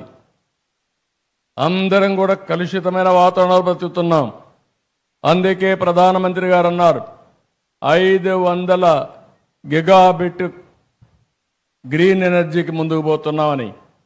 అందులో 160 గిగాబిట్ అంటే 1/3 దేశంలో ప్రొడ్యూస్ చేసే గ్రీన్ ఎనర్జీ ఆంధ్రప్రదేశ్లో ప్రొడ్యూస్ చేయబోతున్నామని చెప్పి కూడా నేను మీకు తెలియజేస్తున్నా. దీనివల్ల లాభాలు ఏమిటని మీరు ఆలోచిస్తే, ప్రతి ఒక్క ఇల్లు, ఇంటిపైన సోలార్ ఉత్పత్తి చేసుకునే పరిస్థితి వస్తుంది. దానిపైన మా గ్రిడ్ అంతా కూడా డిమాండ్ సప్లై కింద పనిచేస్తాం. పేదవాళ్ళకి ఇది ఎంతో ఉపయోగపడుతుంది. కరెంటు ఛార్జీలు కట్టే పని ఉండదు. ఒకవేళ అదనంగా కరెంటు ఉత్పత్తి చేస్తే మీరు గ్రిడ్కి ఇవ్వచ్చు. మళ్ళీ అవసరమైతే సాయంత్రం పూట మీకు కరెంటు లేకపోతే మళ్ళీ మీకు కరెంటు ఇస్తాం. ఈ విధంగా ఎక్కడికక్కడ బ్యాలెన్స్ చేయడానికి ముందుకు పోతున్నాం. నా ఆలోచన ఒకటే, వీలైనంత తొందరలో పెట్రోల్ డీజిల్ వాడకుండా ప్రతి ఒక్కరూ ఎలక్ట్రికల్ వెహికల్స్ వాడే రోజు రావాలని, మీ ఇంట్లోనే మీరు ఛార్జ్ చేసుకునే పరిస్థితి రావాలని చెప్పి మనస్ఫూర్తిగా ఆకాంక్షిస్తున్నా. దానికి కూడా శ్రీకారం చుడతాం. దీనివల్ల ఎయిర్ పొల్యూషన్ టోటల్గా కంట్రోల్ అయ్యే పరిస్థితి వస్తుంది. ఫుడ్ కంట్రోల్ చేయగలిగితే చాలా బెనిఫిట్స్ వస్తాయి. అదే మాదిరిగా మా నారాయణ గారు ఇక్కడే ఉన్నారు, ఆయనకి చెప్పాను, మొత్తం గార్బేజ్ అంతా క్లీన్ చేయడం కానీ, నగరాల్ని పరిశుభ్రంగా పెట్టే బాధ్యత అటు మున్సిపల్ అడ్మినిస్ట్రేషన్ పైన ఉంది. అది సాలిడ్ వేస్ట్ మేనేజ్మెంట్ కావచ్చు, లిక్విడ్ వేస్ట్ మేనేజ్మెంట్ కావచ్చు, పరిశుభ్రత కావచ్చు. ఇవన్నీ చేయగలిగితే కిమ్స్ మీరు చూస్తే 25 ఏళ్ళు, హైదరాబాద్ మీరు చూస్తే 25 ఏళ్ళు. నేను ఆ రోజు ఐటీ గురించి మాట్లాడితే ఎగతాళి చేశారు, తిండి పెడుతుందా అన్నారు. ఇప్పుడు వస్తా ఉంటే చిన్న చిన్న కుర్రవాళ్ళు సెల్ ఫోన్ పట్టుకొని చూపిస్తూ నాకు జేజేలు పలికే పరిస్థితికి వచ్చారు. అది చూసినప్పుడు నాకు అనిపిస్తుంది, నిన్నే మేము డిస్కస్ చేసాం మా కలెక్టర్స్ కాన్ఫరెన్స్లో, మీరు ఏ ఆఫీసుకు పోయే పని లేకుండా వాట్సాప్లోనే అన్ని సేవలు అందించే పరిస్థితి తీసుకొస్తున్నాం. నీకు ఏ సర్టిఫికేట్ కావాలన్నా, ఏ పని కావాలన్నా ఒక వాట్సాప్ ద్వారా, మీరు ఒక టెంపుల్కు పోవాలన్నా, ఒక ఎంఆర్ఓ నుంచి సర్టిఫికేట్ తీసుకోవాలన్నా, ఒక సినిమాకి పోవాలన్నా, రేపు రాబోయే రోజుల్లో కిమ్స్ హాస్పిటల్లో బెడ్ బుక్ చేసుకోవాలన్నా వాట్సాప్ గ్రూప్లోనే బుక్ చేసుకునే పరిస్థితికి వస్తారు. అంటే మొట్టమొదటిసారిగా నేను ఆలోచించేది, గవర్నమెంట్ ఆలోచిస్తున్నా, ప్రైవేట్ సేవలు కూడా ఇంటిగ్రేట్ చేస్తే ఇంకా మీరు ఎక్కడికి పోయే పని లేదు, మీ ఫోన్ ద్వారానే అన్ని పనులు అయిపోయే పరిస్థితి వస్తుంది. ఇలాంటి వినూత్నమైన ఇంకొక పక్కన మీరు చూసినప్పుడు మా గవర్నమెంట్ను కూడా ప్రైవేట్ వాళ్ళు ఎంత సమర్థవంతంగా గ్యారప్ చేస్తున్నారో, గవర్నమెంట్లో కూడా కంప్యూటరైజేషన్ చేసి ఎక్కడికక్కడ సమర్థమైన సుపరిపాలన ఇవ్వడానికి ముందుకు పోతున్నాం. అందుకే నేను ఒక మాట చెప్పాను, నేను చేసే పని 2047 స్వర్ణాంధ్రప్రదేశ్. నరేంద్ర మోడీ గారి విధానం వికసిత్ భారత్ 2047. స్వర్ణ ఆంధ్రప్రదేశ్ వికసిత్ భారత్కి అనుసంధానం చేసుకుంటూ ముందుకు పోవాల్సిన అవసరం ఉంది. అదే సమయంలో నేను ఒకటే ఆలోచిస్తున్నాను, వెల్తీ, హెల్తీ, హ్యాపీ సొసైటీ. ప్రతి ఒక్క వ్యక్తి డబ్బులు ఉండాలి, ఆరోగ్యంగా ఉండాలి, ఆనందంగా ఉండాలి. అప్పుడే ఆరోగ్యం వస్తుంది, అప్పుడే ఆదాయం వస్తుంది. ఈ మూడు కూడా కలుపుకొని అలాంటి సమాజాన్ని క్రియేట్ చేయడం కోసం ముందుకు పోతున్నామని చెప్పి కూడా నేను మీకు తెలియజేస్తున్నా. అందుకనే ప్రభుత్వంలో కూడా మొత్తం డేటా తీసుకున్న తర్వాత మెడికల్ కాస్ట్ ఎట్ట తగ్గించాలని ఆలోచిస్తున్నాం. ఈరోజు పేద కుటుంబాలన్నీ చితికిపోతున్నాయి. ఓసారి బాధేస్తుంది, ఓసారి ఆరోగ్యం మాట్లాడుతున్నాం, ప్రోగ్రెస్ చూసి ఆనందపడుతున్నాం. ఓసారి ఒక్కొక్క పేషెంట్కి 60 లక్షలు, 70 లక్షలు, ₹1,00,00,000 మెడికల్ బిల్లు వచ్చే పరిస్థితి వస్తూ ఉంది. చాలా మంది ఆస్తులు అమ్ముకొని కూడా ప్రాణాలు కాపాడుకోవడానికి కష్టపడి ముందుకు పోయే పరిస్థితి వస్తున్నారు. ఓసారి బతుకుతున్నారు, ఒకసారి చనిపోతున్నారు. కానీ చనిపోయిన తర్వాత ఆ ఫ్యామిలీని చూస్తే ఫైనాన్షియల్గా చితికిపోయే పరిస్థితికి వస్తున్నారు. ఇవన్నీ దృష్టిలో పెట్టుకొని ఎలాంటి మెకానిజం మనం తీసుకురాగలుగుతాం, పేదవాళ్ళ ఆరోగ్యాన్ని ఏ విధంగా కాపాడుతాం, అందరికీ ఆరోగ్య ఖర్చుల్ని ఏ విధంగా తగ్గించగలుగుతామో దీనిపైన మేధావులందరూ ఆలోచించాల్సిన అవసరం ఉంది. నేను కూడా ఆలోచిస్తున్నా. ఈరోజు హాస్పిటల్లో కూడా ఇంకొక విషయం కూడా, ఇక్కడ డాక్టర్స్ ఉన్నారు, కొంతమంది ప్రైవేట్ మెడికల్ కాలేజెస్ కూడా ఉన్నాయి. మీరందరూ కూడా శ్రద్ధ పెట్టాలి. మీరు మీ హాస్పిటల్ మేనేజ్మెంట్ ఎంత ముఖ్యమో సమాజం కూడా అంతే ముఖ్యం. ప్రివెంటివ్ హెల్త్ గురించి మీ అందరి బాధ్యత. ప్రజా చైతన్యం తీసుకురావాల్సిన అవసరం ఉంది. అదే సమయంలో రియల్ టైం మానిటరింగ్ కూడా. చీటికి మాటికి మీరు హాస్పిటల్ అందరినీ పేషెంట్లు చేర్చి తద్వారా వాళ్ళకు రూమ్ రెంట్లు వేసి విపరీతంగా భద్రత పెంచేసే పరిస్థితికి వస్తున్నారు. ఈరోజు వేరబుల్స్ వచ్చాయి. ఏ డిసీజ్ వచ్చినా ఆయన ఇంటి దగ్గర ఉంటే మీరు ఇక్కడి నుంచి మానిటర్ చేసి అవసరమైనప్పుడు అతను హాస్పిటల్కి షిఫ్ట్ చేసే మెకానిజం వస్తూ ఉంది. అంబులెన్సెస్ ఉన్నాయి. అంబులెన్సెస్ కూడా మనకు కావలసిన ఎక్విప్మెంట్ అంతా పెట్టే పరిస్థితికి వస్తున్నాం. అందుకని అందరం కూడా ఆలోచించుకోవాల్సింది, రాబోయే రోజుల్లో మానిటరింగ్ కూడా పేషెంట్ ఎక్కడుంటే అక్కడ చేసి అవసరమైతే హాస్పిటల్ తీసుకురావడం, అవసరమైతే ఆపరేషన్లు చేసే పరిస్థితి రావాలి. అప్పుడే కాస్ట్ తగ్గించగలుగుతాం. ఇవన్నీ కూడా టెక్నాలజీ వచ్చింది కాబట్టి మనం సమర్థవంతంగా చేసే పరిస్థితి వస్తుందని చెప్పి కూడా నేను మీకు తెలియజేస్తున్నా. ఎందుకంటే బైఫర్కేషన్ వచ్చిన తర్వాత ఆంధ్రప్రదేశ్లో ఇంకా చాలా హాస్పిటల్కి స్కోప్ ఉంది, కాలేజీలకు కూడా స్కోప్ ఉంది. ఒకప్పుడు నేనే మెడికల్ కాలేజీని ఎక్కువ పెంచాను. ఆ రోజుట్లోనే మీరు చూస్తే మెడికల్ ఎడ్యుకేషన్ కోసం అన్ని జిల్లాల్లో ఒక మెడికల్ కాలేజ్ ఇచ్చాం, చదువుకు ప్రాధాన్యత ఇచ్చాం, రెవెన్యూ డివిజన్లో ఇంజనీరింగ్ కాలేజీలు ఇచ్చాం, మండల్లో జూనియర్ కాలేజ్ ఇచ్చాం, ఎవ్రీ 5 కిలోమీటర్లు ఒక హై స్కూల్ ఇచ్చాం, 3 కిలోమీటర్లు ఒక అప్పర్ ప్రైమరీ స్కూల్ ఇచ్చాం. ప్రతి ఒక్క కిలోమీటర్కి ఎలిమెంటరీ స్కూల్ పెట్టి విద్యకు ప్రాధాన్యత ఇచ్చాం. ఈరోజు ఒక పక్క మా మంత్రి గారు కూడా చెప్తున్నా, ఎలాంటి విషయాలు చేస్తే ఇంకా ఎఫెక్టివ్గా ఉంటుందో, భారతదేశంలో ఉండే మోడల్సే కాకుండా ప్రపంచంలోనే కాస్ట్ ఎఫెక్టివ్ హెల్త్ కేర్ ఉంటే అవన్నీ అధ్యయనం చేసి ఎలాంటి మోడల్ని క్రియేట్ చేయాలి, ఇన్సూరెన్స్ ఎట తీసుకురావాలి, ఇవన్నీ కూడా వర్కౌట్ చేయమంటున్నాం.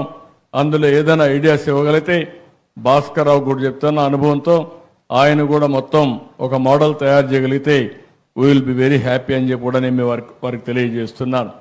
ఇది కాకుండా వారు ఒక మాట చెప్పారు, ఏదైతే హెల్త్లో నాన్ డాక్టర్స్ ఒక పక్క మెడికల్ స్టాఫ్ ఉన్నారు, కానీ ఒక డాక్టర్కి సపోర్టింగ్గా 10 మంది అదర్స్ ఉన్నారు. ఒక నర్స్ కానీ, ఒక టెక్నీషియన్ కానీ, అదే మరిగా అనేక మంది దానికి సపోర్టింగ్ స్టాఫ్ ఉన్నారు. దీనికి స్కిల్ డెవలప్మెంట్ కోసం ముందుకు వస్తున్నారు. నేను వారికే కాదు ఈ రాష్ట్రంలో స్కిల్ డెవలప్మెంట్ చేయడానికి ఏ రంగంలో ముందుకొచ్చినా వారికి పూర్తిగా మద్దతుగా ఉండడానికి ఈ ప్రభుత్వం సిద్ధంగా ఉన్నామని చెప్పి కూడా నేను మీకు తెలియజేస్తున్నా. మనందరిలో కూడా తెలివితేటలున్నాయి కానీ ఏ పని చేయాలనో ఆ పని చేయడానికి కావాల్సిన స్కిల్స్ తక్కువ ఉన్నాయి. ఎవ్రీ ఫీల్డ్ మనం గుర్తుపెట్టుకోవాల్సిన అవసరం ఉంది. ఈరోజు భారతదేశాన్ని మీరు ఒకసారి ఆలోచిస్తే ప్రపంచంలోనే ఒక అగ్రదేశంగా తయారయ్యే పరిస్థితి వస్తుంది. నేను అనేక సార్లు చెప్పడం కాదు కానీ మీరందరూ గుర్తుపెట్టుకోవాల్సిన అవసరం ఉంది. ఎక్కడైతే ఒక సమర్థవంతమైన నాయకుడు ఉంటాడో, ఎక్కడైతే ఒక సుస్థిరమైన పరిపాలన ఉంటుందో అక్కడ అభివృద్ధి ఉంటుంది, అక్కడ సమిక్షేమం ఉంటుంది, అక్కడే భవిష్యత్తు ఉంటుందని చెప్పి కూడా మీకు తెలియజేస్తున్నా. అలాంటి నాయకుడే కేంద్రంలో నరేంద్ర మోడీ అని చెప్పి కూడా మీ అందరికీ విజ్ఞప్తి చేస్తున్నా. ఈ విషయం మీరు గుర్తుపెట్టుకోవాల్సిన అవసరం ఉంది. మనం ఇక్కడుండే నాయకులమే కాదు, ప్రజల్లో కూడా ఒక చైతన్యాన్ని తీసుకురావాల్సిన అవసరం ఉంది. 2004లో కానీ తెలుగుదేశం ప్రభుత్వం మళ్లీ గెలుసుంటే ఈరోజు ఈ ఆంధ్ర రాష్ట్రం ఎక్కడుండదో ఒక్కసారి బేరీ చేసుకోండి. 2019లో తెలుగుదేశం పార్టీ గెలుసుంటే ఈ ధ్వంసం జరిగి ఉండేదా ఒక్కసారి ఆలోచించుకోండి. ఎంత నష్టం జరిగిందని మనం చూసుకుంటే ఎప్పుడు కూడా ప్రజలు మీరందరూ కూడా గుర్తుపెట్టుకోవాల్సింది, ఇంటలెక్చువల్స్ కూడా మాకేం పని అనుకుంటారు, కానీ మీ జీవితాలను గవర్న్ చేసేది గుడ్ గవర్నెన్స్. మీరు చేసే కష్టానికి అదనంగా ఆదాయం రావాలన్నా, మెరుగైన జీవన ప్రమాణాలు ఉండాలన్నా ప్రభుత్వం వల్లనే సాధ్యమని చెప్పి కూడా నేను మీకు తెలియజేస్తున్నా. ఒక్క ఎగ్జాంపుల్ చెప్తున్నాను.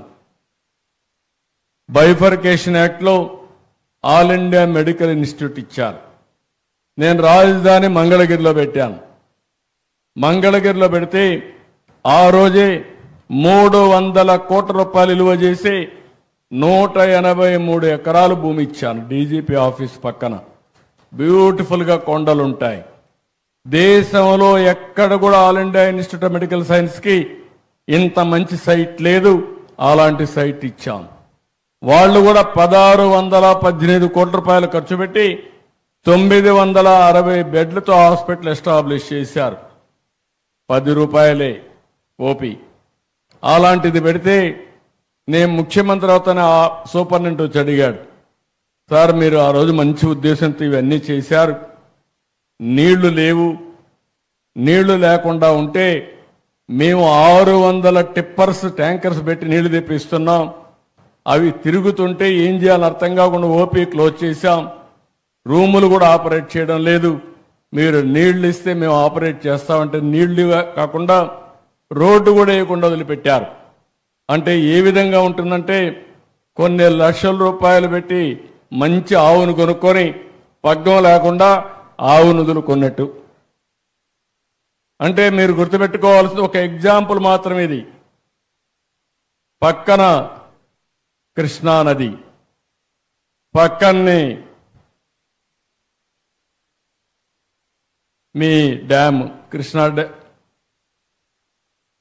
ప్రకాశం బ్యారేజ్, నీళ్లు ఎప్పుడు పుష్కలంగా ఉంటాయి. పైనుంచి చూస్తే కింద నీళ్లు కనపడొస్తాయి, కానీ హాస్పిటల్ మాత్రం నీళ్లు లేవు. ఇది గవర్నమెంట్ అని అడుగుతున్న మా మంత్రి గారు ఇప్పుడే మాట్లాడుతున్నాడు. నేను ఏ వ్యక్తిని కూడా విమర్శించడానికి కాదు, ప్రాధాన్యతలు తెలియని వ్యక్తులు పరిపాలన చేస్తే ఏం జరుగుతుందో ఆల్ ఇండియా ఇన్స్టిట్యూట్ ఏదైతుందో మన మంగళగిరి ఒక ఉదాహరణ అని చెప్పి కూడా నేను మీకు తెలియజేస్తున్నా. ఇక్కడికి వచ్చినప్పుడు నేను ఒకే విధానం మీ అందరిని కోరుతున్నా. చదువుకున్న వాళ్ళందరూ ఇక్కడ ఉన్నారు. నేను కూడా రేపు ఉగాదికి P4 అనే ఒక పాలసీ తీసుకొస్తున్నా. ఈ విషయం అందరూ ఆలోచించాల్సిన అవసరం ఉంది. ఈరోజు మనకు ఆర్థిక సంస్కరణలు 1991లో వచ్చాయి. దానివల్ల సంపద పెరగడం మొదలైంది. అందులో అనేక విధాలుగా వచ్చాయి. ఈరోజు PPP మోడల్ అంటే పబ్లిక్ ప్రైవేట్ పార్ట్నర్షిప్. ఒక రోడ్డు, ఒక ఎయిర్పోర్టు, ఒక పోర్టు, లేకపోతే టెలికాం కంపెనీ ఒక పవర్ జనరేషన్, ఇవన్నీ కూడా అందులోనే వస్తున్నాయి. దీనివల్ల ప్రజలకు బెనిఫిట్ వచ్చింది, కాస్ట్ తగ్గింది. ఎవరైతే ఆ సర్వీసెస్ ప్రొవైడ్ చేస్తారో వాళ్ళందరికీ ఆదాయం పెరిగింది. అందులోనే హాస్పిటల్స్ కూడా వస్తున్నాయి. అదే సమయంలో ఈరోజు చూస్తే ఆర్థిక అసమానతలు పెరిగిపోతున్నాయి. అందులో నేను భాస్కర్ రావు గారిని అందుకే అభినందించాను. నేను ఏదైతే P4 మాట్లాడానో దాంట్లో కొంతవరకు వారు ఒక మంచి పని చేశారు. 20,000 మంది ఉద్యోగస్తులుంటే కిమ్స్ హాస్పిటల్లో మొత్తం 10,000 మందికి వాటాలు ఇచ్చారు. అంటే 10,000 మందికి 12,000 కోట్ల రూపాయలు ఆదాయం పెరిగింది. పెట్టుబడి పెట్టింది 100 కోట్లు. ఈరోజు మీ ఆదాయం 12,000 కోట్లంటే నేను అనుకున్న పీపీపీలో అది కూడా ఒక మార్గం. కానీ అక్కడ చాలా మంది పేదవాళ్ళు ఉన్నారు. పేదవాళ్ళల్లో ఆ రోజు సరిగా జరగకుండా, లేకపోతే నమ్మకం లేకుండా పెట్టుబడి పెట్టలేకపోతున్నారు. ఎవరైతే అందులో పెట్టుబడి పెడుతున్నారో భవిష్యత్తు చూడగలిగిన వాళ్ళే పెడుతున్నారు. వాళ్ళకే లాభాలు వచ్చే పరిస్థితి వస్తూ ఉంది. అందుకే నేను సమాజానికి ఒక బాధ్యత తీసుకొని P4 అంటే పబ్లిక్ ప్రైవేట్ పీపుల్ పార్ట్నర్షిప్ తీసుకుని హై నెట్వర్త్ ఇండివిజువల్స్ అంతా పేదవాళ్ళని అడాప్ట్ చేసుకునే మార్గం చూడాలి. టాప్లో ఉండే 10%, బాటంలో ఉండే 20% అడాప్ట్ చేసుకుని సమాజం మనకి స్థాయి ఇచ్చింది. ఈ స్థాయికి మనం రాగలిగాం. కనీసం మన జీవితంలో మన బాధ్యతగా తీసుకుని నేను ఒకప్పుడు జన్మభూమి పెట్టాను, ఇప్పుడు P4 అంటున్నాను. కనీసం మీరు మీ జీవిత కాలంలో మీ కుటుంబం కోసమే కాకుండా, మీకోసమే కాకుండా సమాజం కోసం బతికే విధంగా ఒక 10 మందినో 20 మందినో 50 మందినో పైకి తీసుకొచ్చే కార్యక్రమానికి శ్రీకారం చుట్టడానికి P4 పాలసీ తీసుకొచ్చానని చెప్పి కూడా నేను మీకు తెలియజేస్తున్నా. అసమానతలు తగ్గాలి, పేదరికం పోవాలి. మొదటి విడతగా జీరో పావర్టీ మాట్లాడుతున్నాను. జీరో పావర్టీ అయిన తర్వాత ప్రభుత్వం ఇవ్వాల్సినంత డబ్బులు ఇస్తాం. వాళ్లకు డబ్బులు లేక కాదు, ఆ సమయంలో నిర్ణయాలు తీయడంలో చాలా ఫెయిల్ అవుతున్నారు. ఈరోజు భాస్కర్ రావు గారు మెరుగైన నిర్ణయాలు చేయగలుగుతున్నారు. దానికి కారణం ఆయన సక్సెస్ అయ్యాడు. ఆయనకు ఎప్పటికప్పుడు అనుభవం పెరిగింది, నాలెడ్జ్ పెరిగింది. కాబట్టి ఆయన తీసుకున్న నిర్ణయాలన్నీ ఉపయోగపడే పరిస్థితికి వస్తున్నాయి. ఈరోజు 20,000 మంది ఉద్యోగాలు పెట్టాడు. 25,000 కోట్ల రూపాయలు మార్కెట్ క్యాప్ పెంచాడు. కనీసం అలాంటి వ్యక్తులు కూడా ఒక 500, 100 మందో 1000 మందినో P4 కింద తీసుకుని మనతో సమానంగా కాకపోయినా ఆర్థికంగా పైకి తీసుకొచ్చి సమాజంలో ఆర్థిక అసమానతలు తగ్గించడానికి తోడ్పాటు ఇవ్వాల్సిందిగా విజ్ఞప్తి చేస్తున్నా. డబ్బులనేటి లెక్కల్లో పెట్టుకుంటే లాభం లేదు, బ్యాంకుల్లో పెట్టుకుంటే లాభం లేదు. పేదవాడు తినడానికి తిండి లేకుండా, సమయానికి ఆరోగ్యాన్ని మెరుగుపరుచుకోవాలని డబ్బులు లేకపోతే ఆ వ్యవస్థ కరెక్ట్ కాదనేది నా అభిప్రాయం. అందుకే నేను ఆర్థిక సంస్కరణల్ని ఎక్కువగా మాట్లాడి ప్రమోట్ చేసిన దాంట్లో మొదటి వ్యక్తిని భారతదేశంలో నేనే అని చెప్పి కూడా మీకు తెలియజేస్తున్నా. ఇప్పుడుగా 95 నుంచి ఐ బిలీవ్డ్ ఇట్. సంపద సృష్టించాలి. సంపద సృష్టించిన తర్వాత సంపదని పేదవాళ్లకు తీసుకుపోవడానికి మనం పనిచేయాలి. అదే సమయంలో టెక్నాలజీ మాట్లాడాను. ఈరోజు టెక్నాలజీ కూడా మెచ్యూరిటీ వచ్చింది. ఈరోజు టెక్నాలజీని ఉపయోగించుకుని మనం కానీ ఈ ఆర్థిక అసమానతలు తగ్గించే విధానానికి తీసుకురాగలిగితే అది శాశ్వతం. అదే రాజకీయ నాయకులుగా మేము చేయాల్సిన పని. అలాంటి పబ్లిక్ పాలసీ తీసుకొస్తామని చెప్పి కూడా నేను మీకు తెలియజేస్తూ, ఈరోజు నా యొక్క మనసులో ఉండేదాన్ని కొంతవరకు భాస్కర్ రావు గారు చేయగలిగారు. వారిని మనస్ఫూర్తిగా అభినందిస్తున్నా. ఈ మోడల్ని ఇంకా పర్ఫెక్ట్ చేయాల్సిన అవసరం ఉంది. అన్ని ఏరియాస్లో కూడా ఎక్కడికక్కడ ఈ పాలసీస్ కానీ మనం ఆలోచిస్తే మనసుంటే ఆలోచనలు వస్తాయి. అట్లా కాకుండా స్వార్థం పెరిగితే మన ఆలోచనలు కూడా కుచించకపోయే పరిస్థితి వస్తుంది. అందుకే ఈరోజు ఈ మీటింగ్లో చాలా స్పష్టంగా ఇంకోటి కూడా ఆలోచించాం. అవసరమైతే 175 నియోజకవర్గాలు ఉన్నాయి. మా మంత్రిని కూడా కోరుతున్నాం, 175 నియోజకవర్గంలో ప్రతి ఒక్క నియోజకవర్గం హెడ్ క్వార్టర్లో ఒక మంచి హాస్పిటల్ ఇవ్వడానికి ఎలాంటి పాలసీ తీసుకొస్తే ఒక 300 బెడ్లతో మల్టీ సూపర్ స్పెషాలిటీ కాకపోయినా ఒక స్పెషాలిటీ హాస్పిటల్ పెట్టి ఎక్కడికక్కడ ఏ పేషెంట్ రావాలన్నా ఒక గంటలో హాస్పిటల్కి వచ్చే వైద్య సదుపాయాన్ని ఏర్పాటు చేయాల్సిన బాధ్యత ఉంది. ఇప్పుడు ఉండేటన్నీ చూసుకుంటాం. గ్యాప్లుంటే ఒక పాలసీ తీసుకొస్తాం.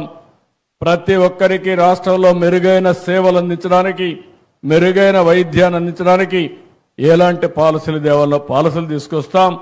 ప్రభుత్వం కూడా దీని మీద ఎక్కువ డబ్బులు ఖర్చు పెట్టి మీ ఆరోగ్యాన్ని కాపాడడానికి అన్ని విధాల ముందుకు పోతామని చెప్పి కూడా నేను మీకు తెలియజేస్తూ, ఇవన్నీ జరగాలంటే ఒక్క ప్రభుత్వమే కాదు, ప్రైవేటు భాగస్వామ్యం కూడా ముఖ్యం.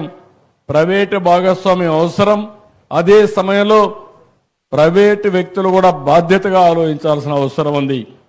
లాభాలు ఒక యాంగిల్ అయితే, ఏ వ్యాపారం చేసినా నష్టంతో మనం వ్యాపారం చేయలేం.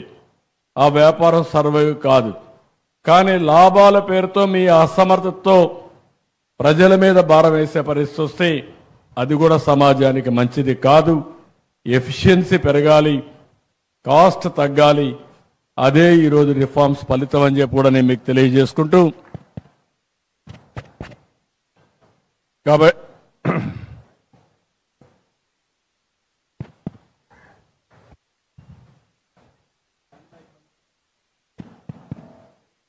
హలో అలాంటివన్నీ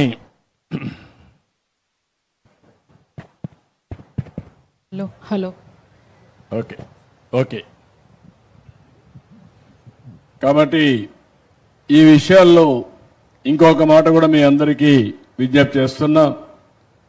మొన్న మేము స్వర్ణాంధ్రప్రదేశ్కి ప్రజాభిప్రాయాలు అడిగితే 16 లక్షల మంది భాగస్వాములయ్యారు ఆన్లైన్లోనే. చాలా సంతోషం. చూసినప్పుడు నాకు అనిపించింది, ఆంధ్రప్రదేశ్లో నేను మాట్లాడమే కాదు టెక్నాలజీ విషయం చెప్తా ఉంటే చాలా బ్రహ్మాండంగా మీరందరూ స్పందించే పరిస్థితికి వస్తున్నారు. నేను అందుకనే ఇటీవల కాలంలో మీరు చూస్తే ప్రతి ఒక్క సర్వీసు కూడా ప్రజాభిప్రాయం తీసుకుంటున్నాను. అనేక మార్గాల్లో నాకు ఎన్ని మార్గాలు తోస్తే అన్నిట్లో తీసుకుంటున్నాను. ఆన్లైన్లో రేటింగ్ తీసుకుంటున్నా, పేపర్లో టీవీల్లో వచ్చేది తీసుకుంటున్నాను, IVRS అడుగుతున్నాను. ఇంకొక పక్కన మనుషులు పంపించి సమాచారం ఒకప్పుడు రాజులు ఉండేటప్పుడు చేసేవాళ్ళు. వాళ్ళు చేసేది మారు వేషంలో కూడా పోయి చూసేవాళ్ళు. కానీ ఇప్పుడు మాకు వీలు కావడం లేదు. గుర్తుపడతారు కాబట్టి పోలేం. కానీ ఎన్ని విధాల సమాచారం సేకరించాలో సేకరించి మెరుగైన పాలన, పేదలకు అందుబాటులో ఉండే పాలన ఇవ్వాలనే ఉద్దేశంతో ఈ ప్రభుత్వం ముందుకు పోతామని చెప్పి కూడా నేను మీకు తెలియజేస్తున్నా. ఒక పెన్షన్ ఇచ్చినా, ఒక అన్నా క్యాంటీన్లో భోజనం పెట్టినా, లేకపోతే ఏ సర్వీస్ అని హాస్పిటల్ సర్వీస్ అన్నీ కూడా పెట్టాం. మీరు ఎక్కడ పోయినా QR కోడ్ ఉంటుంది. భవిష్యత్తులో మీ బస్సుల్లో కూడా ఉంటాయి. అదే మరి హాస్పిటల్లో ఉంటుంది. మీరు ఎవరైనా సరే ఫ్రీగా మీ అభిప్రాయాలు తెలియజేయాలంటే ఆ QR కోడ్ ద్వారా మీ అభిప్రాయాలు తెలియజేయండి. ఆటోమేటిక్గా ఇవన్నీ కూడా రాష్ట్ర ప్రభుత్వానికి వస్తాయి. అది ఒక ఫీడ్బ్యాక్గా తీసుకొని ఇంకా సేవలు ఏ విధంగా ఇంప్రూవ్ చేయాలన్న అవన్నీ ఇంప్రూవ్ చేస్తామని చెప్పి కూడా నేను మీకు తెలియజేసుకుంటూ, ఈరోజు ఈ మీటింగ్కి వచ్చినప్పుడు హెల్త్ గురించి, ఆరోగ్యం గురించి కొన్ని ఐడియాస్ అన్నీ మీకు షేర్ చేసుకోవడం నా అదృష్టంగా భావిస్తూ, నేను ఎప్పుడు కూడా ఒక స్టూడెంట్ని. ఈరోజు భాస్కర్ రావు గారు చెప్పిందంతా విన్నాను. చాలా వరకు అనిపించింది, ఒక వ్యక్తి 25,000 కోట్ల రూపాయలు మార్కెట్ క్యాప్ 25 ఏళ్ళు సంపాదిస్తే నేను ఈ రాష్ట్రానికి ఏం చేయగలుగుతానని చెప్పి ఆలోచిస్తున్నాను. అది నా యొక్క డెడికేషన్. అందుకే నేను పెట్టాను 15% గ్రోత్ రేటు పెట్టాను. రాబోయే 23 సంవత్సరాలు సంవత్సరం 15% పెరగాలి. చాలామంది అసాధ్యమన్నారు. కాదు, సాధ్యం చేసి చూపిస్తామని నిన్ననే మీరు చూస్తే అన్స్టాపబుల్ బ్రెయిన్ స్టామింగ్ పెట్టాం. 10 గంటలు కూర్చున్నాం. ఉదయం నుంచి రాత్రి వరకు కూర్చొని ఎవరైతే మా మంత్రులు ఉన్నారో మంత్రులు, ఆ కన్సర్న్ సెక్రటరీస్ని పిలిచాను. అందరినీ పిలవలేదు. ఎందుకంటే మా వాళ్ళందరూ రమ్మంటే all head of the departments వస్తే మంత్రులు వాళ్ళపైన ఆధారపడతారు, సెక్రటరీస్ వాళ్ళపైన ఆధారపడతారు, వీళ్ళు మైండ్ అప్లై చేయడం మానేస్తారు. కాబట్టి మనమే కూర్చుందాం. మంత్రులు, ముఖ్యమంత్రి, సెక్రటరీలు కూర్చొని 10 గంటలు ఈ రాష్ట్రం కోసం ఆలోచించాం. రాబోయే బడ్జెట్ ఒక రూపకల్పన చేశామని చెప్పి కూడా నేను మీకు తెలియజేసుకుంటూ, భాస్కర్ రావు లాంటి వ్యక్తులంతా కూడా ఎవరైతే ఉన్నారో మీరందరూ కూడా ఎప్పటికప్పుడు సూచనలు ఇవ్వండి. మీరు గ్రో అవ్వాలంటే, రాష్ట్రం గ్రో కావాలి, ప్రజాహితం కోసం మీరు సూచనలు ఇస్తే ఆ సూచనలు తప్పకుండా పాటిస్తామని మరొక్కసారి తెలియజేసుకుంటూ అందరికీ నమస్కారాలు. జై Hind.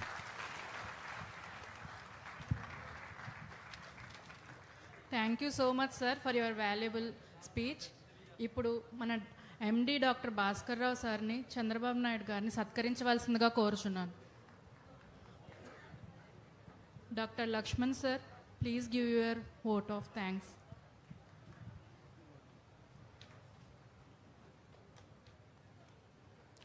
Good afternoon, everyone. Thank you, everyone, for giving me this opportunity to convey our gratitude for the esteemed guests on behalf of our KIMS family. మా ఆహ్వానాన్ని మన్నించి ఈరోజు మన హాస్పిటల్ని ప్రారంభించి మమ్మల్ని అభినందించి ఆశీర్వదించడానికి వచ్చిన పెద్దలందరికీ ప్రత్యేక ధన్యవాదాలు. ఎస్పెషల్లీ ఫస్ట్ అండ్ ఫార్మోస్ట్ మన విజనరీ అండ్ లెజెండరీ మన ప్రియతమ ముఖ్యమంత్రి వర్యులు శ్రీ చంద్రబాబు నాయుడు గారికి ప్రత్యేక ధన్యవాదాలు.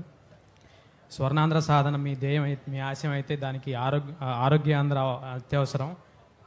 దాన్ని సాధించడం కోసం కిమ్స్ హాస్పిటల్ ఎప్పుడు ఫోర్ ఫ్రంట్లో ఉండి ప్రజలకి హెల్ప్ చేస్తుందని తెలియజేసుకుంటూ, thank you very much sir for gracing this occasion and making our day much more special. Thanks to all the ministers and ప్రజాప్రతినిధులు అందరూ వాళ్ళ దైనందిక జీవితంలో చాలా బిజీగా ఉన్నా కానీ మా కోసం టైం వెచ్చించి ఇక్కడికి వచ్చినందుకు మీ వాల్యుబుల్ టైంకి, వాల్యుబుల్ సపోర్ట్కి అండ్ సాలిడారిటీకి we're very much thankful to you all sir. And ఇక్కడ ఈ మీటింగ్ ఇంత సక్సెస్ఫుల్ అవడానికి దీని బ్యాక్గ్రౌండ్లో వర్క్ చేసిన ఐఏఎస్ ఆఫీసర్స్కి, ఐపీఎస్ ఆఫీసర్స్కి, పర్సనల్ సెక్యూరిటీస్ అందరికీ ప్రత్యేక ధన్యవాదాలు. అండ్ మా ఆర్గనైజింగ్ కమిటీకి అండ్ మీడియా మిత్రులకి ప్రత్యేక ధన్యవాదాలు తెలియజేసుకుంటూ థ్యాంక్ యూ. జై హింద్. Thank you sir. ఇప్పుడు మన మంత్రివర్యులందరికీ, డిగ్నిటరీస్కి, అవర్ ఎగ్జిక్యూటివ్ డైరెక్టర్స్ సత్కరించవలసిందిగా కోరుతున్నాను.